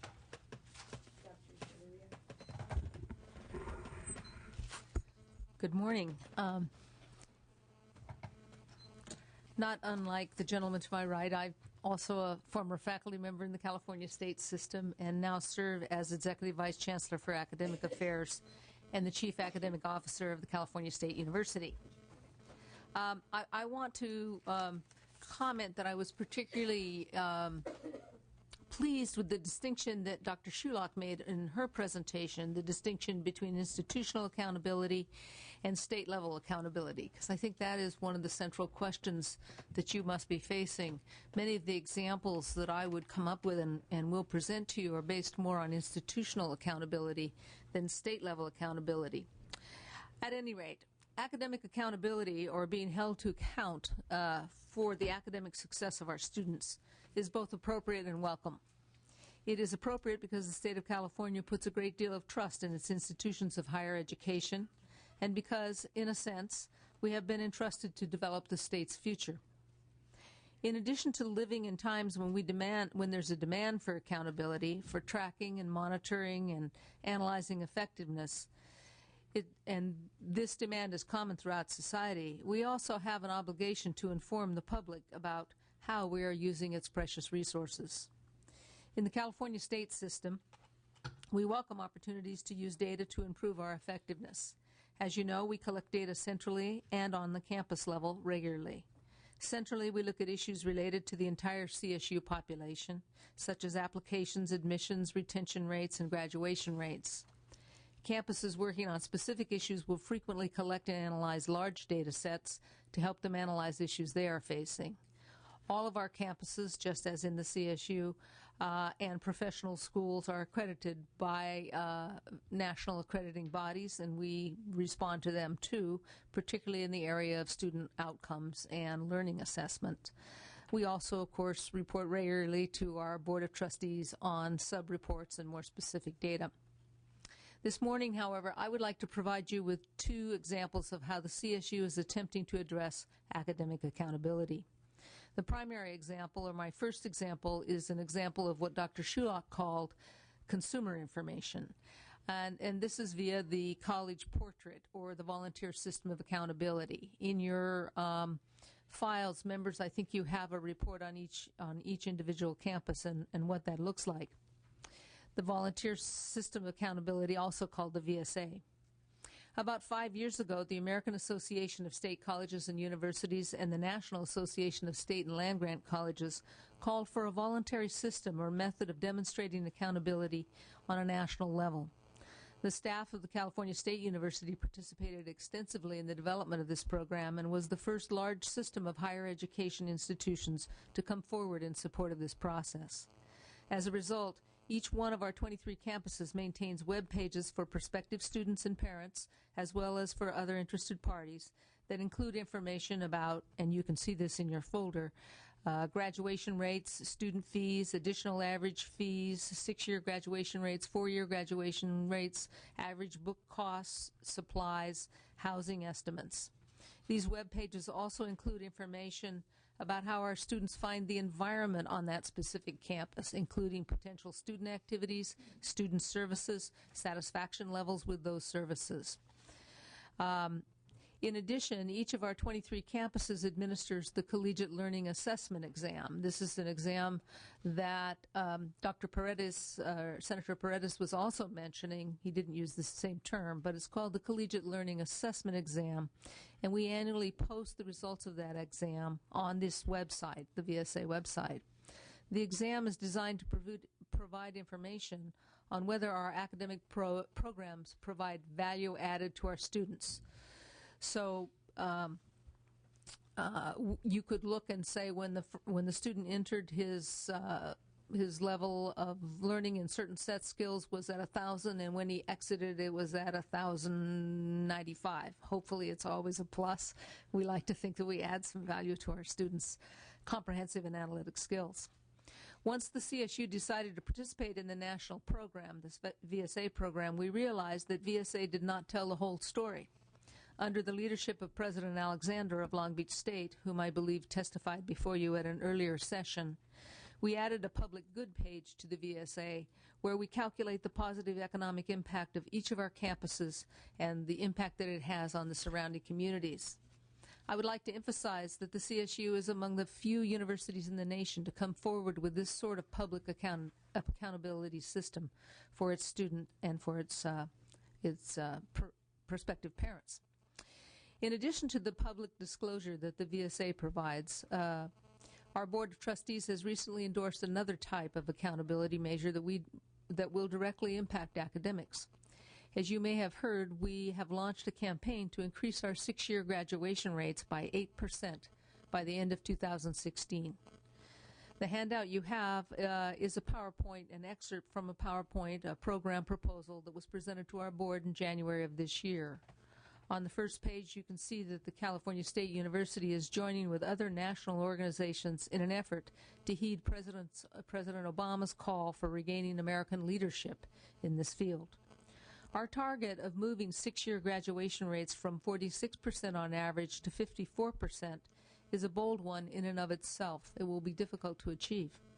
This percentage increase will represent about 7,000 new graduates a year, realizing that the CSU last year graduated 90,000 students in California. In addition to this goal, we are taking on one that might be even more challenging.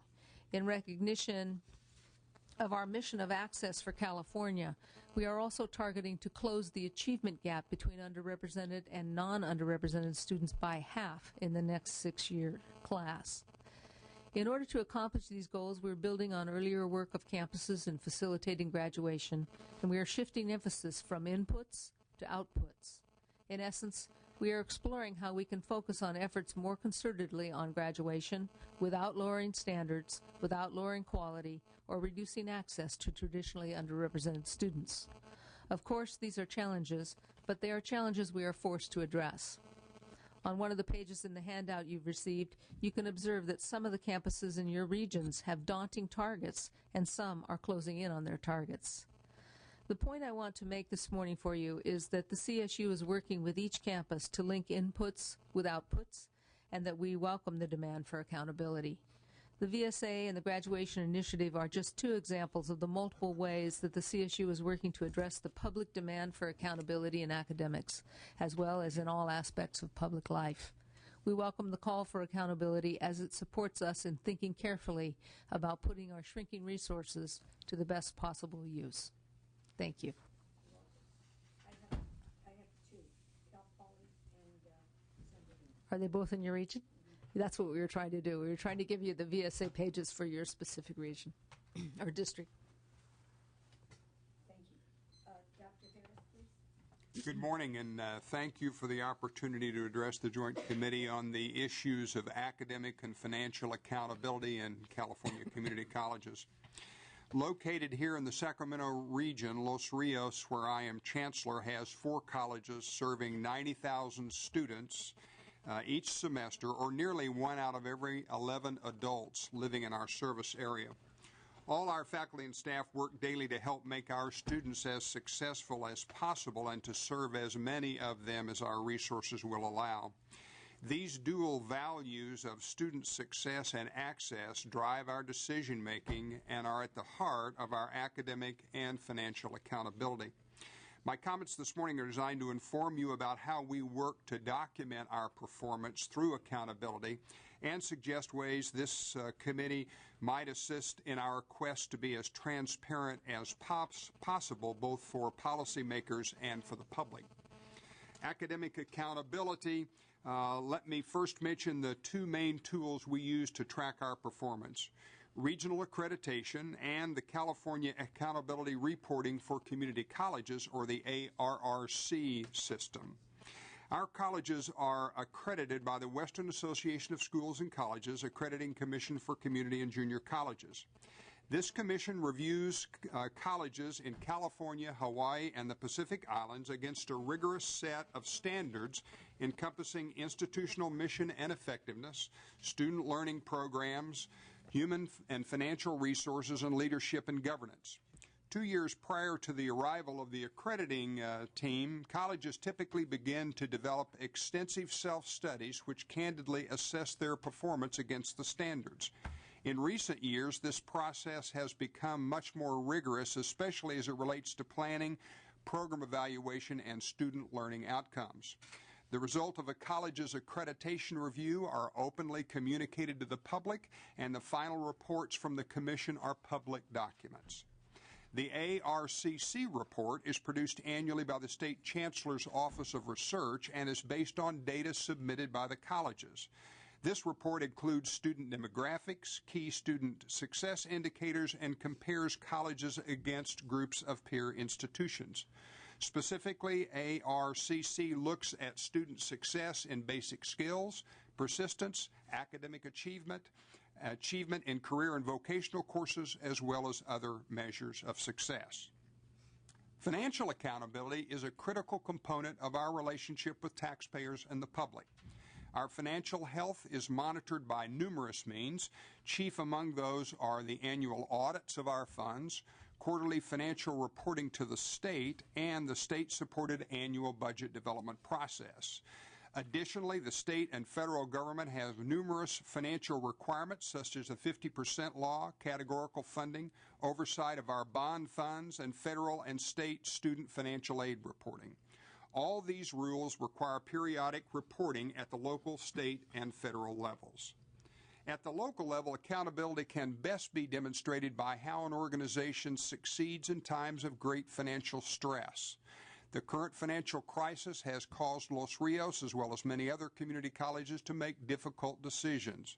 We find ourselves having to reduce our offerings at a time when enrollment pressures have never been higher. At a time when we face the largest high school graduating class in the state's history, as well as high levels of unemployed and underemployed workers seeking retraining and upgrading, we find ourselves turning away thousands. As the state has requested, we have focused class reductions in a way designed to protect basic skills, transfer, career, and vocational education.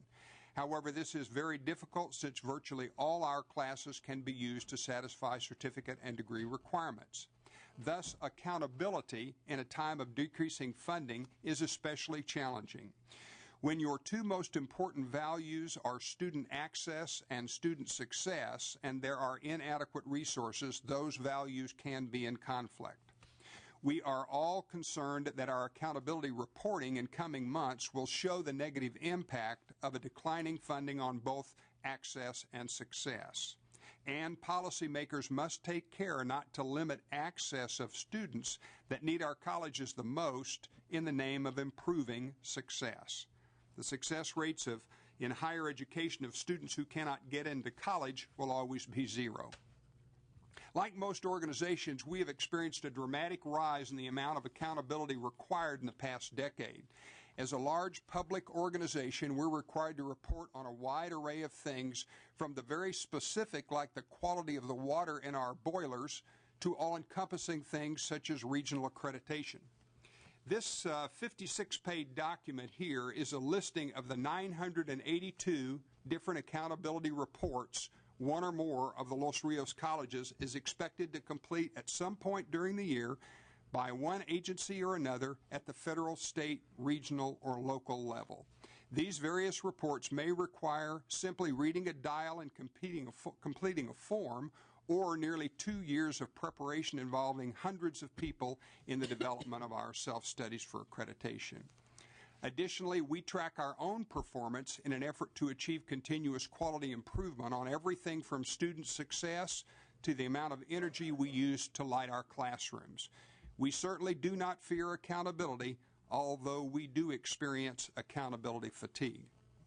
California community colleges are one of the most thoroughly researched public bodies in existence. It would be difficult to imagine a system that produces as much data for as many different constituents. We slice and dice these data continually in an effort to meet a multitude of requirements from numerous stakeholders at every level, and yet there seems to be a never-ending appetite for more accountability and more transparency. With this in mind, I make the following 5 suggestions for this joint committee to consider. Number 1, work to reduce the overlap in reporting requirements.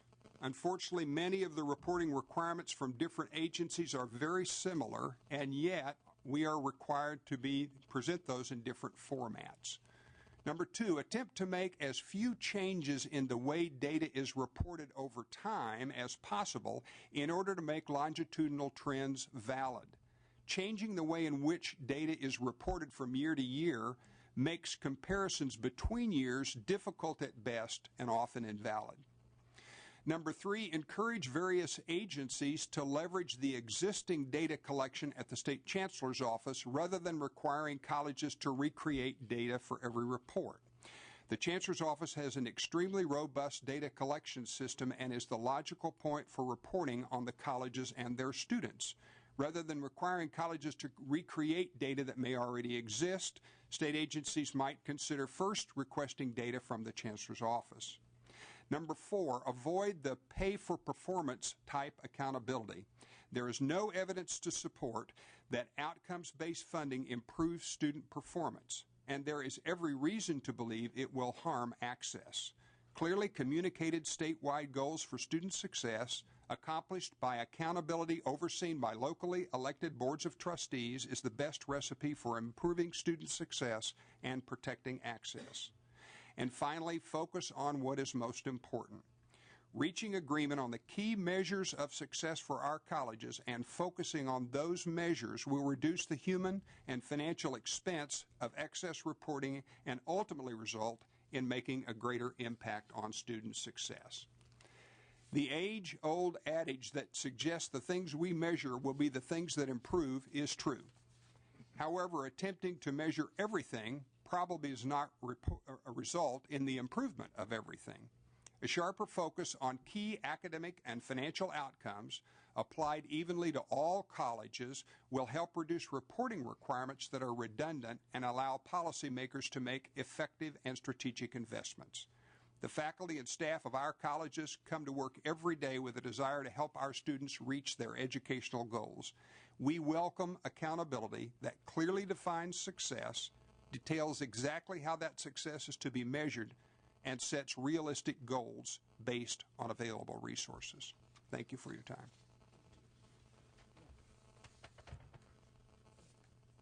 Yeah. One clarifying question. On your 5 suggestions, I'm confused.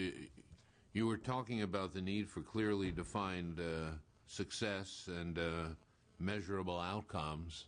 But I thought on number 4 of your 5 suggestions, you said don't use outcome data. I wasn't sure what number 4 was and how it seemed to contradict your desire for outcomes goals.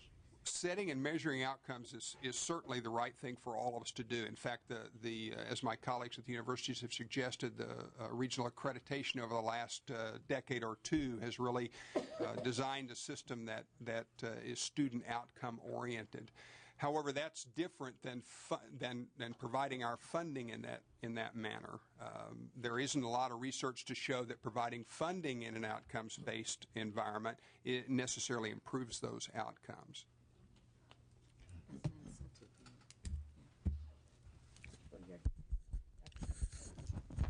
Hi, Steve Boylard, Director of Higher Education with LAO. You know, you've heard a lot about what the segments are doing in terms of collecting information and publishing it and making use of it. And again, I think that all three segments really deserve to be applauded with this level of effort. I think there are self-initiated work that's come about, and again, I think it's very helpful in a number of contexts. We've heard about information available to students and their families to make planning decisions. We've talked about institutions and campuses able to kind of evaluate how they're doing and improve that. So again, I think those are all very positive steps. I would say, however, it's not accountability. At least it's not state-level accountability as we originally had laid out for us in the first panel. It seems to me that when we're talking about accountability, at least in the terms of a statewide context, we're talking about how the entire higher education system is operating and fulfilling state goals and state purposes. And I think one of the initial concerns is the state, as you've heard from earlier panelists, really hasn't clearly defined that level of state goals. So again, I don't think I would fault any of these efforts by the segments. I do think, though, there's a larger statewide conversation that still hasn't really come to fruition. And as you've heard, there have been efforts to create legislation, which established some of those, has been vetoed by the governor, which, you know, I think another principle of accountability is all the stakeholders have to kind of be on the same page. And when the administration is rejecting an accountability system, it really wouldn't perform as an accountability system without some kind of acceptance by the major players. So if I could just emphasize a couple of examples of what the work you still have to do, notwithstanding the good work that we've heard about so far. Number one is just suggesting is establishing state goals and targets. There are some very fundamental things, and I know Ms. Hancock is asking for some examples. What percentage of the population do you think should be educated? That's not specified in the master plan. There is no state goal on that. How do we know if we have the right number of people holding degrees? How do we know what kinds of degrees? Where our state priorities are in terms of educational outcomes. And again, there's a comment that Mr. Wright had made before about what level of education is needed, what kinds of education is at all degrees, what happens, what level of what Mr. Senator Vasconcellos was saying.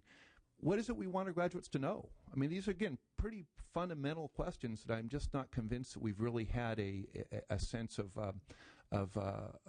agreement about what that entails. Maybe a small example I could give you is the UC book that you were hearing about. Again, I think very useful documents. It is available online. It's searchable. This is useful data. It's useful information. But it's data. It doesn't automatically point towards what you as policymakers should be doing in terms of your decisions on policies and budgets. For example, you had this notion of graduation rates, and that UC has fairly high graduation rates, but it wants to do more.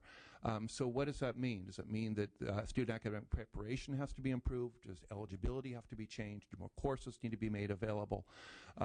Should there be better counseling and advising? Should there be better articulation with K-12? There's a whole number of different policy choices that may or may not point towards. The simple data doesn't answer those questions. It provides a starting point for a conversation, but without a real translation of this data into policy choices, it just remains a very thick book of data. So again, goal setting, target setting in a statewide context I think is important. A second one is a comparability of the data information collected by the different segments. You've just heard from the three segments about three very different accountability systems. UC, President Yudof came with this notion of this UC accountability. The Cal State has been focused largely on this VSA, the Voluntary System Accountability. The community colleges have the ARC, which was really developed through legislation with a state working group. But they're very different, measuring very different things and defining things in very different ways. So you really don't have a way to look at how's the entire state performing in terms of serving state citizenry and public in terms of its educational needs. You don't know how well these segments connect together and their policies link together because, again, each one is looking at itself separately. A third area I think that some work needs to be done is in the setting of state policies on things like fees, on things like enrollment. Again, you don't have a policy on fees, and that is left to the segments individually to make choices on, with the exception of community colleges, or you make those choices. But again, I think we're lacking a policy to guide those decisions. Some kind of policy on enrollment for UC and CSU. There is no state guideline other than the master plan, which talks about eligibility, but again does not talk about enrollment, does not talk about participation rates. So, these are state level policy conversations, I think, that still need to take place for you to have any kind of meaningful accountability. Another small example actually I could give you is in the state budget each year. There is no statement in the money that's provided to UC and CSU. There's no statement in the budget about how many students you expect them to enroll. And that seems like a pretty fundamental question that you would want to be able, how can you hold them accountable on enrollment if you haven't told them what level of enrollment that you expect? So, and this leads, I think, to the final point that what an accountability system requires, I don't think it's I agree with Mr. Harris that there's no, you don't really need an automatic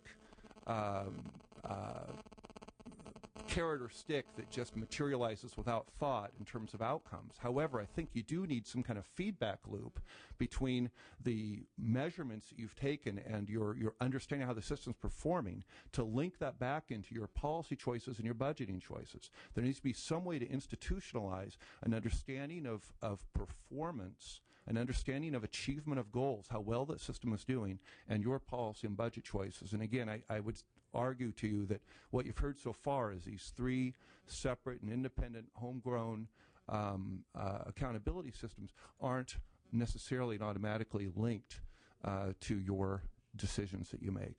So in summary, I would say that you have a lot of transparency, you have a lot of information. Again, this is all a good thing, and these things are used in different places and for different purposes. But in terms of statewide accountability to inform your budget and policy decisions, which is what the initial panel set up, I think there's still a lot of work to be done. Thank you. I have a question. Do you think, since you digest how we spent our money, do you think what Dr. Bryce said is that we asked for so many studies that could their money be better spent than us asking for studies, because we love to ask for studies? Yeah, I do think, we at LEO track a lot of just the studies and reports that the legislature has asked for, and I appreciate Dr. Harris's point that there's a number of other requirements, including WASC, including the accrediting bodies, which again serve a purpose there. But I don't think the answer is just to ask for more data and more information. The question, as a matter of fact, in the earlier legislation, SB 1331 and SB 325, there was an effort to limit the amount of data you were asking for, information you were asking for, to just a handful of indicators. So I think parsimony is something very important. Another level of this, I think, is in your earlier efforts at accountability, there is a notion of what at one point is called tiered accountability, and that's the idea that there is some level at which the state should be paying attention to outcomes and indicators. But there gets to a level of granularity, a level of detail that more appropriately is left to the systems to be monitoring and working with their campuses. So the answer, I think, does not lie in the legislature or the state asking for still more reports, still more data. I think instead, again, it is to clarify expectations, goals, targets, and have a select number of indicators that would provide that information for your budget and policy decisions. Mainly because I guarantee you that there is going to be very few legislators who is going to go page by page on this. They may glean some information that they may need for whatever it is, and of course data to be able to look for it is fine, but I mean, for us to ask for this constantly is kind of like ludicrous, whether it's for for any of the institutions. I think their money could be better spent on working with students.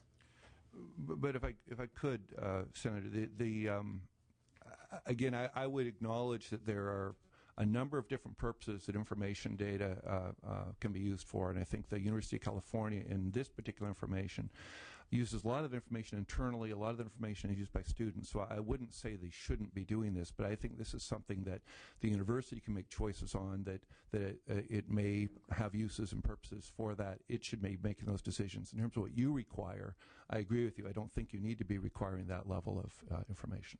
And data for purpose of somebody studying, especially at the UC system, is good. But the fact that we get bugs in our ears that, oh, I want to study, and then she says I want to study, and we're just kind of crossing all over, and we're asking for studies every 3 minutes. Okay. Assemblymember Galgiani. I agree with Senator Negrete McLeod. And, I just wonder, it was mentioned earlier there are 982 reports that are turned into the state and federal governments. Has anybody ever provided us with an inventory of what those reports are that you have to do and recommendations from you about which ones are duplicative, which ones could possibly be merged? It just seems like a lot of money, again, and staff time wasted on duplication. And one of the things here with term limits is that we ask for things, but we don't know what's actually in place already because we're not here long enough to really have an in-depth understanding of what you're already asked to do. So we pile on more. And so I just would wonder if there's an inventory and if there are recommendations that have been made for streamlining, doing away with some. There have been some efforts, and I know some earlier ones were vetoed. I think there may have been a successful bill ultimately that Ms. Brownlee had carried. But there was a working group that involved all three segments, as well as legislative staff and Department of Finance, to look at a comprehensive list of state-required reports. There was noted to be a lot of duplication. Some of these were obsolete, as you noted. A number of members, even members who are no longer with the legislature, had gotten statute reporting requirements, and there's reports produced that people aren't really reading. So there have been some efforts to try and cull through that. One thing I would note about this is that did not include federal and reports for other agencies where there may be duplication as well. We at LAO continue to encourage you to regularly go through your reporting requirements, to streamline those, and perhaps even to put sunsets on some of them, because I think it does become burdensome, and you become kind of overwhelmed by the number of reports to come in that maybe you aren't going to make as much use of, that kind of crowds out those small number of them that I think you'd be very useful to you in your budget and policy decisions. So what was the outcome of the working group then? Were there recommendations? There were specific recommendations. I believe some of them have been adopted, but not all of them. Did we reduce the number of reports, or do we still have 982? There's a fairly small reduction in the number of reports. It feels like as many new reports are requested as were killed off. So it doesn't feel like the number has gone down substantially. One point that Mr. Bollard made would be that when a report is requested, I think it would be wonderful if a sunset were placed, and you can always renew it if you found a particular report valuable over time. Mm-hmm. But to request information for 2 years, 3 years, and then stop it would allow some of these to disappear quietly when their usefulness was no longer. Yes, and if there were an inventory, we'd be able to see if we're asking for something that we've already get in 10 other different reports. I think that since we in the subcommittees and in the budget listen to the LAO's office recommendation really hard, when you come and you give us your recommendations, we really read it and we really take to heart what you say. I think you have to help us help ourselves. No, seriously. I think when you come and give us recommendations, especially in subs that deal with reports, whether it's education or whether it's anything else, that you kind of be a little harsh with us and say, you ask for all this stuff, but you don't read it. And maybe that money could be better spent on other things than constantly asking for reports. And, because of term limits, the next legislative group is not going to know what the last legislative group, and everybody thinks that their idea is the best thing since sliced bread, and they think that they're the only ones that have ever thought of this. So I think maybe that you be a little harsher on us, that we help ourselves. Okay. Yeah, and when looking at a report like this, I imagine that if we on the state level developed policy requirements, clear, defined, not too many, the reports would start organizing themselves according to those policy requirements and in a very readable way so that we could understand the progress. While the information in here is very useful, and I've read the executive summary of this, it's very useful and interesting.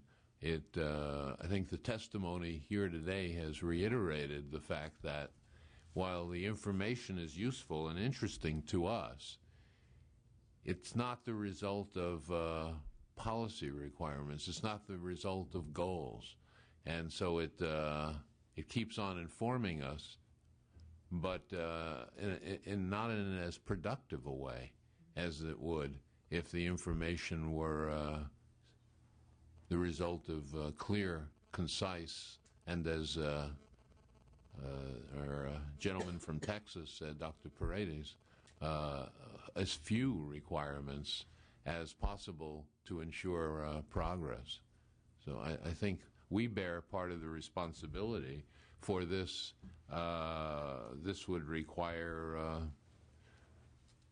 hours, if not days, of integrating and studying, and that's not really our job. We shouldn't get into it, but we need to be more clear about what our job is. I would just like to second a point that Mr. Ballard made. I've never seen this printed before. The only place I've ever looked at it has been on the web, where the data are very interactive and you can search and find what you want. And that's the way we use it, and it's very much used as an internal document, so that if we look for diversity performance at a campus over time, and we can look at the diversity within disciplines, those are specific pieces of information that we use internally to try to focus on things that we consider places that we can get better. These are not required by anyone except our own internal processes. So this is not intended to, I would hope no one would ever read this. It would be bad bedtime reading. But if you had a particular question, or you wanted the university to know what direction university was going in, this would be very reassuring than just to say, we think we're getting better in the social sciences with gender diversity. You'd say, I'd like to see the data. So we use this really as an internal document more specifically than something that we expect you to read. That doesn't mean that we wouldn't be happy. We certainly ourselves consider bigger policy questions that we want to address that we use this for, and we're welcome to explore those with the legislature or with the LAO. Thank you. Yeah, I would just like to echo a couple of points that have been made. I think the point that you made just now about a call for clear, confined number of goals set by the state would be something that would help organize us in terms of dealing with accountability at the state level. And this is where I go back to what Dr. Shulock was saying earlier, that there really is a difference between state-level goals, institutional-level goals. We've all been telling you about institutional-level goals, and to some extent we've been telling you about system goals for a set of institutions. So we don't have that. And I would assure you that if there were a call for that, we would all line up right behind it. We would take the evidence that we are gathering, adjust it, and line up right behind it. I almost get the feeling you would, well, you said I said they would welcome it. I almost get the feeling that you would welcome it, that it would be a clear, distinct, agreed upon direction then. I would say that most of the faculty and staff that I've had the pleasure of working with over the last 23 years really care about service and really are dedicated to it. And they to some extent, feel that they're on a team, And so if the quarterback calls a play, they're going to want to run in the direction the quarterback's calling. I don't think this committee has ever questioned that anybody that works at any of the universities is not committed, and most of it's a vocation of what they're doing to do that to work at a university to help students better themselves and to achieve whatever goals they are. And with that, Ms. Humphrey. Thank you, Madam Chair and Mr. Chair and members of the committee. I don't think that was thank you. Thank you for asking me to participate this morning on behalf of the California Post-Secondary Education Commission. We have deeply appreciated your endeavoring moving on this work, and we have offered our assistance throughout the process. And I want to say, I feel like in this case I'm kind of playing cleanup batter because these are tough acts to follow, all of them that have spoken this morning, and many of the points that are in mine, and I'll try to be as non-repetitive as possible, many of those points have really been made very eloquently. And the first message and the most important message that I think has really come from every speaker, but very eloquently from Dr. Schulach, is that California needs to have, with the participation and agreement of the governor and the legislature, measurable state-level goals for higher education before any kind of a, quote, formal accountability process is put into place. We need to answer the questions: accountable for what, to whom, why, what does it add value to us? And I think that a system built around that kind of public agenda has much more value for both the state and the institutions. And I'm quite pleased, actually, that discussion has come up in virtually every comment that you've had. It's not the task of identifying those goals, of putting that agenda in place is not easy to accomplish. It requires an organized process, a great deal of discussion, a very inclusive, collaborative process so that you do gain the broad agreement across all stakeholders that you need. And I would say that's not just the three public segments. That's the K-12 system. That's the people in the nonprofit independent and the private proprietary colleges and universities all need to be part of that discussion and helping to identify not only goals but data sets that are needed. And I would agree that upfront costs of making sure you have the pieces of data you want might be in the long run some expenditure, but once a system was actually operating and the data collection mechanisms were in place, I think it would happen pretty easily and without a great deal of ongoing major investment. And I think, as you've heard today, a great deal of the data collection is already in place. And I think we're both about, in our view, about ensuring access and also about defining success. And these have been themes at CPEC as they have been for others for a number of years. Without a consensus on goals, specific quantitative goals, and I actually say the word is quantifiable, not necessarily quantitative, because I think there has been some comment, very reasonable, that there are qualitative achievements you can have out of the higher education systems that you may want to be looking for. But you shouldn't be just talking about broad, feel-good ideals. You should be talking about things that are tangible and can be measured. And we need to have that in place, again, before a framework of accountability is established. And I noted in looking at some of the prior materials from earlier master plan updates, this has been tossed out as a need for at least 30 years or more. And so I think it's probably time that we really need to get to the point of establishing a public agenda for higher education in California. Public higher education is exactly what we say it is. It is public. It receives very large public investments and rising student and family contributions. So there's an issue of trust in the institutions, and support for paying for them depends on citizens understanding and believing in their value. Including a return on investment. A UC Berkeley study that was conducted for the Campaign for College Opportunity quantified that return as much as $3 or more for every dollar invested.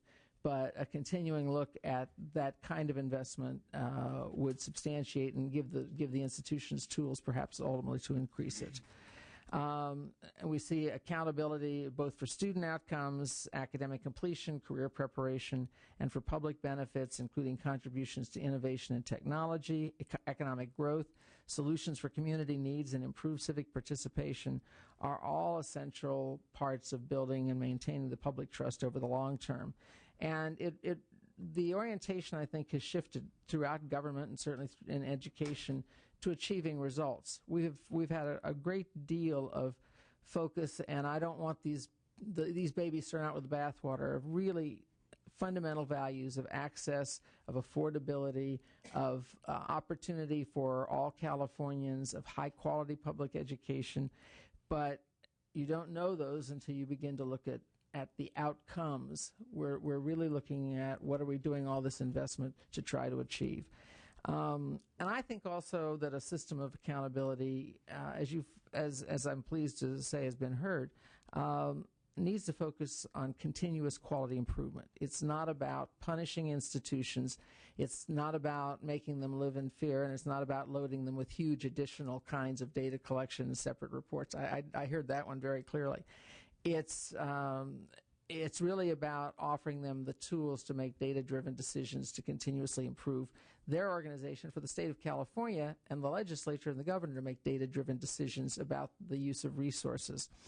So, I mean, California's public higher education institutions are outstanding. They set the standard in many ways for quality and access, and in many ways for success. But they rest on an eroding pedestal, and you've heard the stories of the reducing the fact that the state will not, that California and the nation as a whole may not meet its college-educated workforce needs, and that's measured really by the percentage of adults with a college degree of some sort. So we think that as that public agenda is developed, it will really help begin to focus on making sure that we are again competitive. We do, again, applaud segments for their systems, for their internal accountability systems. They're very interesting. They're accessible online. They have a great deal of useful information. They do not individually or collectively meet the need for accountability at the state level.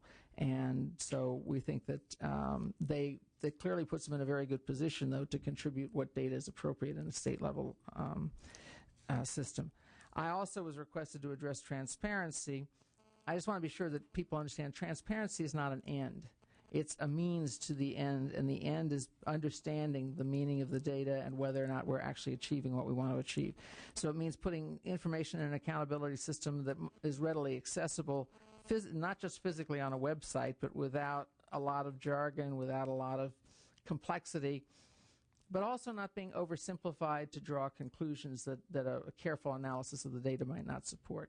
So I think you can't be, as people have said, statistics can be misused in many ways, and I think we have to be very cautious in a statewide system to represent appropriately what the data are telling us, and the public needs to be able to understand that too. And we don't need to be burying people in way too much data. CPEC has probably the most comprehensive database on higher education in California and access to an extensive history of higher education reflecting 35 years of studies and reports, and virtually all of that is available on our website.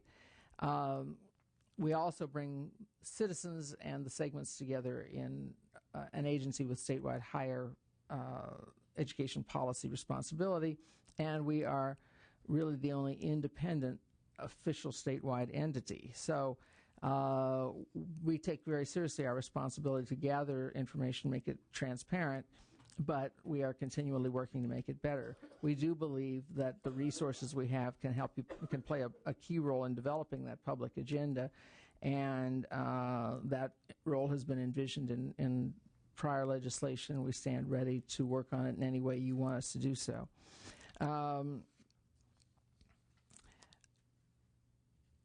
At one point in our discussion, one point in our recent history, CPEC spent about 2 years working on accountability of performance measurements in reports. We began with a collaborative discussion with the segments, identified measures, and produced a whole long series of reports. But it became very clear as we moved toward the end of that, that without having a consensus at the state level about what really needs to be measured, what questions need to be answered, and what we're trying to accomplish, that there's a significant limit to the usefulness of any such system at all. So we did learn some interesting lessons about the setting of those goals, and we've submitted to you a copy of a paper that was kind of the wrap-up paper called Beyond the Looking Glass that helped to both summarize the data that was collected about all those reports and the indicators that were there, but also tried to draw larger lessons about doing that kind of work in the first place. And some of those lessons are that statewide goals must strike a balance between clearly defining the desired direction for higher education performance and being too prescriptive or narrowly stated. As was mentioned by Dr. Harris, some goals may innately be in conflict with each other. So successful performance in one area may contribute to less success in another area, and that requires some balancing. Performance indicators should be few in number, and you should be able to take the outcomes and reasonably attribute them to be a direct result of decisions that you made in higher education. And a successful framework and reporting is dependent on reliable and complete data sources. And we've all been moving toward that. I would suggest that ultimately we need to have the statewide longitudinal data system that we've all been working on but not quite gotten to as a fundamental key in that. Again, if the questions need to be identified first, then you need to see if you have the data, fine. If you don't have the data, then you figure out a way to get it. And I would submit that one of the significant pieces of data we don't have is the connection between university and college outcomes and people's careers subsequent to that. And a key issue for me is ultimately to connect education data to wage file and other types of workforce data if we're going to really understand what the outcomes are for people's, at least their economic lives. So I would just, in sum, encourage you to think a little bit about this transformation that we need to have. We need to maintain and support the bedrock values that were in the master plan. They need not to be eliminated by this process. But we need to add the component of what is that master plan trying to help us produce, and how do we create that in a flexible and dynamic way that will enable post-secondary education in California to continue to adjust and adapt to very rapidly changing circumstances. So it's one that will take some time and some energy up front. Your support of that kind of effort, I think, would be a very good start, but we also need an action plan to get there, and we're delighted to help you in any way we can. Thank you. We are on schedule, and we have some time. I'd like to ask some questions. First, what does each of you think about how the accountability, how the goals should be established and monitored? Should this just be done at the legislative level? Should there be a monitoring or accountability group such as CPEC or some other organization? How do you do this? Dr. Paredes talked about what's done in Texas. What are your thoughts? And I realize it's a difficult subject because it conjures up something new and unknown. But the question is can it be done without something new and somewhat unknown, even if it were an expanded CPEC, for example, that expanded or reinvigorated CPEC would be something new. Is the devil in what we lack, or is it in what could happen? Well, you're biased. I think I kind of sort of brought the issue up, and I think in this whole master plan process, we've been looking at the role of CPEC, where it stands now, what it has historically done, and I would argue that you don't necessarily need to reinvent the wheel at all. You need to utilize it, and for that matter, you don't need to go into the UC, CSU, and the community colleges and say, well, throughout your whole database, we're going to construct a new kind of database. I think that the first and most foremost step is to convene stakeholders and begin to get these ideas down into something tangible that people can have, and that convening really needs. I think there's some value in CPEC doing this kind of work because we are a neutral convening power, and that's part of our role as established in statute. And the notion of accountability has been part of a CPEC role. I would admit very frankly that we do not have the resources to to, on a major way, lead this process without some assistance. But I can tell you that we would put every ounce of resources that we have right now into it. And our data system serves, in fact, we collect longitudinal data from the CSU, UC, and the community colleges. And we have strived to make that a useful tool. I don't think you need to reinvent the wheel. I think we may need to do things differently. The segments may need to make changes in how they do things. But the most important thing is a fair amount of discussion, some of it difficult and challenging, that ultimately, but not over too long a time, I think there has to be a time limit on this kind of discussion that ultimately leads you to some very solid and collaborative recommendations that you can bring before the legislature about what should be measured, who should measure it, and how should that be sustained over a long-term basis.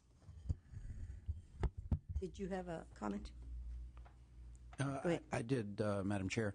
I think it would be important for your joint committee to decide how different than what we have you actually want. You were talking about sort of being worried about creating something new. I think that the world believes, the country believes that California has created a remarkable system of higher education, and I think the segments largely agree that the general structure is very good. If excuse me, if we're not meeting the needs in the aggregate, I think you have willing partners here to talk about that. If there's a new definition that's required, we can even, presumably, we're supposed to be the experts in this area, we should be able to help you with what the new definition ought to be. But it's not clear that I think most of us would defend, and with probably lots of supporters, that we use the resources that have been provided. We have levered them with other resources from outside. I think, by and large, higher education's done a good job. Can it do better? You can always do better. So I think deciding what kind of change you believe or your committee believes that it's important for the state to embark on, I think the people around the table here and the privates, as part of that, can help with those solutions. I think each segment within its own confines has done a stellar job at the chores that it's been asked to do. And I think, and we're trying to find ways to work across segments to improve that. So I think it's a discussion we'd be happy to have, to the degree that we can jointly define new goals and gather data to see if we're achieving those goals. We're perfectly happy to work to do that. I think you're starting with a good product, and we just have to decide in what way it needs to be refined to meet whatever the state goals are decided. I wouldn't differ with those comments at all, and I do see us working across lines a little bit more effectively than we have in the past. I think my real response to your question, which is a great question, would be based on what the Commission decides it really wants. Those higher level,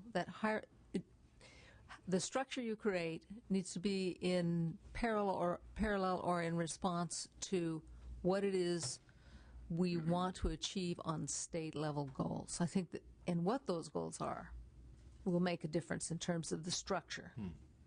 And then I think it's time to look at what the structure is. And of course, I think every entity here and the entities we represent will want to give you our feedback, will want to participate, will want to offer our wisdom such as it is. Yeah, that's a good point, that the goals should precede not only the accountability, which should precede the data, but the goals will determine the structure as well. But the goals have to be defined, that they're going to be set for a limited number of time. These are the goals that we want for the next 10 years, because every legislature that comes through thinks that their goals are better than the last guy's goals. That would be helpful. Yeah, that's the problem.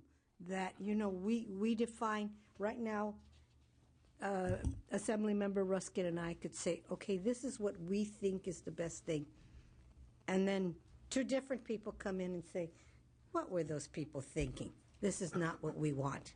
So that's the problem that we have here within the legislature, that that we're always chasing some kind of elusive goal somewhere that somebody thinks is better than the last guy's goal.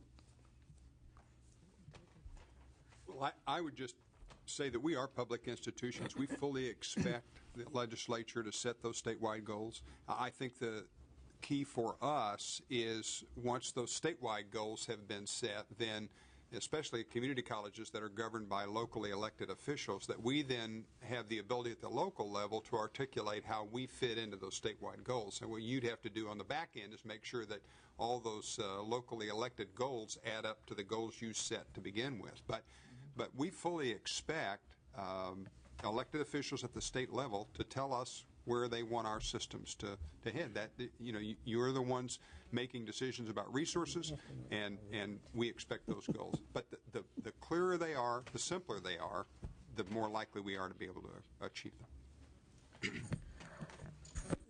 Yeah, the answer to the question about kind of structure, et cetera, I guess I don't envision that you'd really have a radical change. I think I agree with the earlier comments by Dr. Pitts that you know, much of what's already going on is a functioning system that's achieved some tremendous gains over the last decades. I think the concern really that our office would have is simply that when we talk about goals, I go back to your initial hearing here on the master plan. What does the master plan call for? And there's conversations and there's phrases that are tossed out about affordability, for example, and access, universal access. But I think at the time the master plan was developed 50 years ago, it was enough to say that, and the choices were fairly obvious.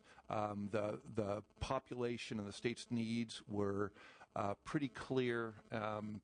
It was a much smaller share of the population that was attending college. There was less economic diversity, ethnic and cultural diversity. I think it's a much easier thing to do then. I sense that what's happened in the intervening decades is it's much harder to really make choices about where to focus. What does affordability mean today? I think if you asked everyone here at the table, you'd probably get 5 different answers. What does universal access mean? We talked earlier on eligibility in an earlier hearing. There's a lot of different ways to think about, you know, our students promised access somewhere in the state to somewhere within the region. You know, what are realistic expectations? So I think 90% of your job really is to get all folks together to define some of these expectations that were originally set up in the master plan about affordability, about access, about institutional quality. And then I would hope that you don't need to delegate a tremendous amount of power to an independent entity that's going to be making a lot of choices and doing a lot of policing. Instead, if we all had some kind of agreement and understanding, I think it'd be fairly easy to monitor and ensure that the enterprise stayed on track. And I think when the master plan was thought of, you know, what was it, 30 years ago, 50 years ago? 50 years ago, the population was 18 million people less. And California was a golden state, and it had a pot of gold everywhere, and people were able to choose. And in the meantime, California has chosen a lot of different things that it funds, that it wants to do, that it chooses to do. The roads coming to and from the state of California didn't need the resources that it did. The people didn't need the resources that we now do. We thought that it was going to be never ending. We now have 18 billion more people. We have more needs, less money. And so then we at the legislature then have to decide where is it that we best can spend our money to give the best bang for our buck. And unfortunately, I know from the things that I get on my emails from my constituents, while people still believe education is the best bang for your buck, there's a whole lot of people that say, cut education. I don't care. Cut it, you know, cut prisons, cut education, cut everybody. So then we as Californians, as a collective body, have to decide what it is that we really want to do as people, as collective people, what it is that it's important to us. Whether it's prisons, whether it's schools, whether it's roads, whether it's funding state parks, what it is, whatever it is that we as Californians have to do. And if we collectively, as a people, feel that education is not important anymore, then that's something that the people are going to have to tell us that, no, we don't want to do this anymore. Do something else. And it changes every 10 years. People seem to change what it is that they want. I respect the enormous dilemma that you're facing as interest in public services seems to accelerate and willingness to be taxed for it and willingness to pay for it seems to be decelerating in these times. As you well know, America, United States, and California faces the first time in history when its children will be based on public and higher education, less well educated than any time in its history or than its previous generation. Oftentimes individuals do not make decisions on behalf of the future of the state, and this is where your decisions and your recommendations are very difficult. When I talk to people, I say, well, let's remember all of our grandchildren. Let's remember all of our futures. Now, that doesn't necessarily mean it's always answered in money or funding, but our responsibility for a well-civilized and educated society is at the heart of who we are. And so I always spin that way because I think it's important. So I really do respect the dilemma that you're facing. I think of the opportunities available to the state where there are more services that we now deliver than we can pay for, which is the budget dilemma you find yourselves in, we find ourselves in. Imagining a way forward is critical, and so thinking in terms of investment, what does money now do to get us out of the hole at some point in the future? And so that becomes at least one possible area to trade on. I think the very fact of this committee, this joint committee, can be used to help the public understand how important higher education and education more broadly, but higher education is the focus of this committee, is to the state of California. So as you talk to your constituents, as all legislators talk to their constituents, it becomes important for them to understand your belief, if in fact you have that, and I believe and hope that you do. It's your belief that education really is a way forward. And indeed, the public supports the concept of higher education. They're not sure they want to pay for it, but they understand the value and the need. And so part of the important job that we have, and it's our responsibility as well, we have to convince the public we're using their money well and wisely. Without that, they won't be believers. But to the degree that we can do that, and it becomes publicly more positive or more, it becomes a greater good as espoused by our leaders, then the public will sign on to it to a greater degree. I believe that the press that we're getting both in the state and nationally puts education generally as in a higher profile for the public. I think this is a good time to try to capitalize on something of a rising public interest. We do have to do it in a financially responsible way to convince the public, but that becomes an important message from this joint committee, I believe. And you will have that. I would actually say a couple things. First is that without some kind of way of coalescing information on a statewide basis and making a determination of how that answers what people have identified as the state's needs, it's hard to make a case that all of public higher education is really critically important to our future. And so I think just being able to make that tangible and visible is going to be helpful in the long run to higher education. I also think it's appropriate to say that accountability shouldn't just be an issue for higher education or K-12. There's a real need for anybody who is using public resources to be accountable for not just the carefulness with which it's used, but also with with what the benefits that are produced for that and how those benefits are important to the state. So I don't expect this committee to take that on, but I would say that accountability should not be something that higher education does and nobody else has to. Each of the segments are using a lot of the data they collect to be able to make very convincing cases for the value of the segments. And I think that's appropriate. It's very hard to carry that to a higher, and it's also hard at the moment to make the case to people who don't have kids in college. It's an easy case to make to me. I have 4 kids who went through college and 2 grandchildren who are about to enter, and I'm hoping they'll go to California State Systems.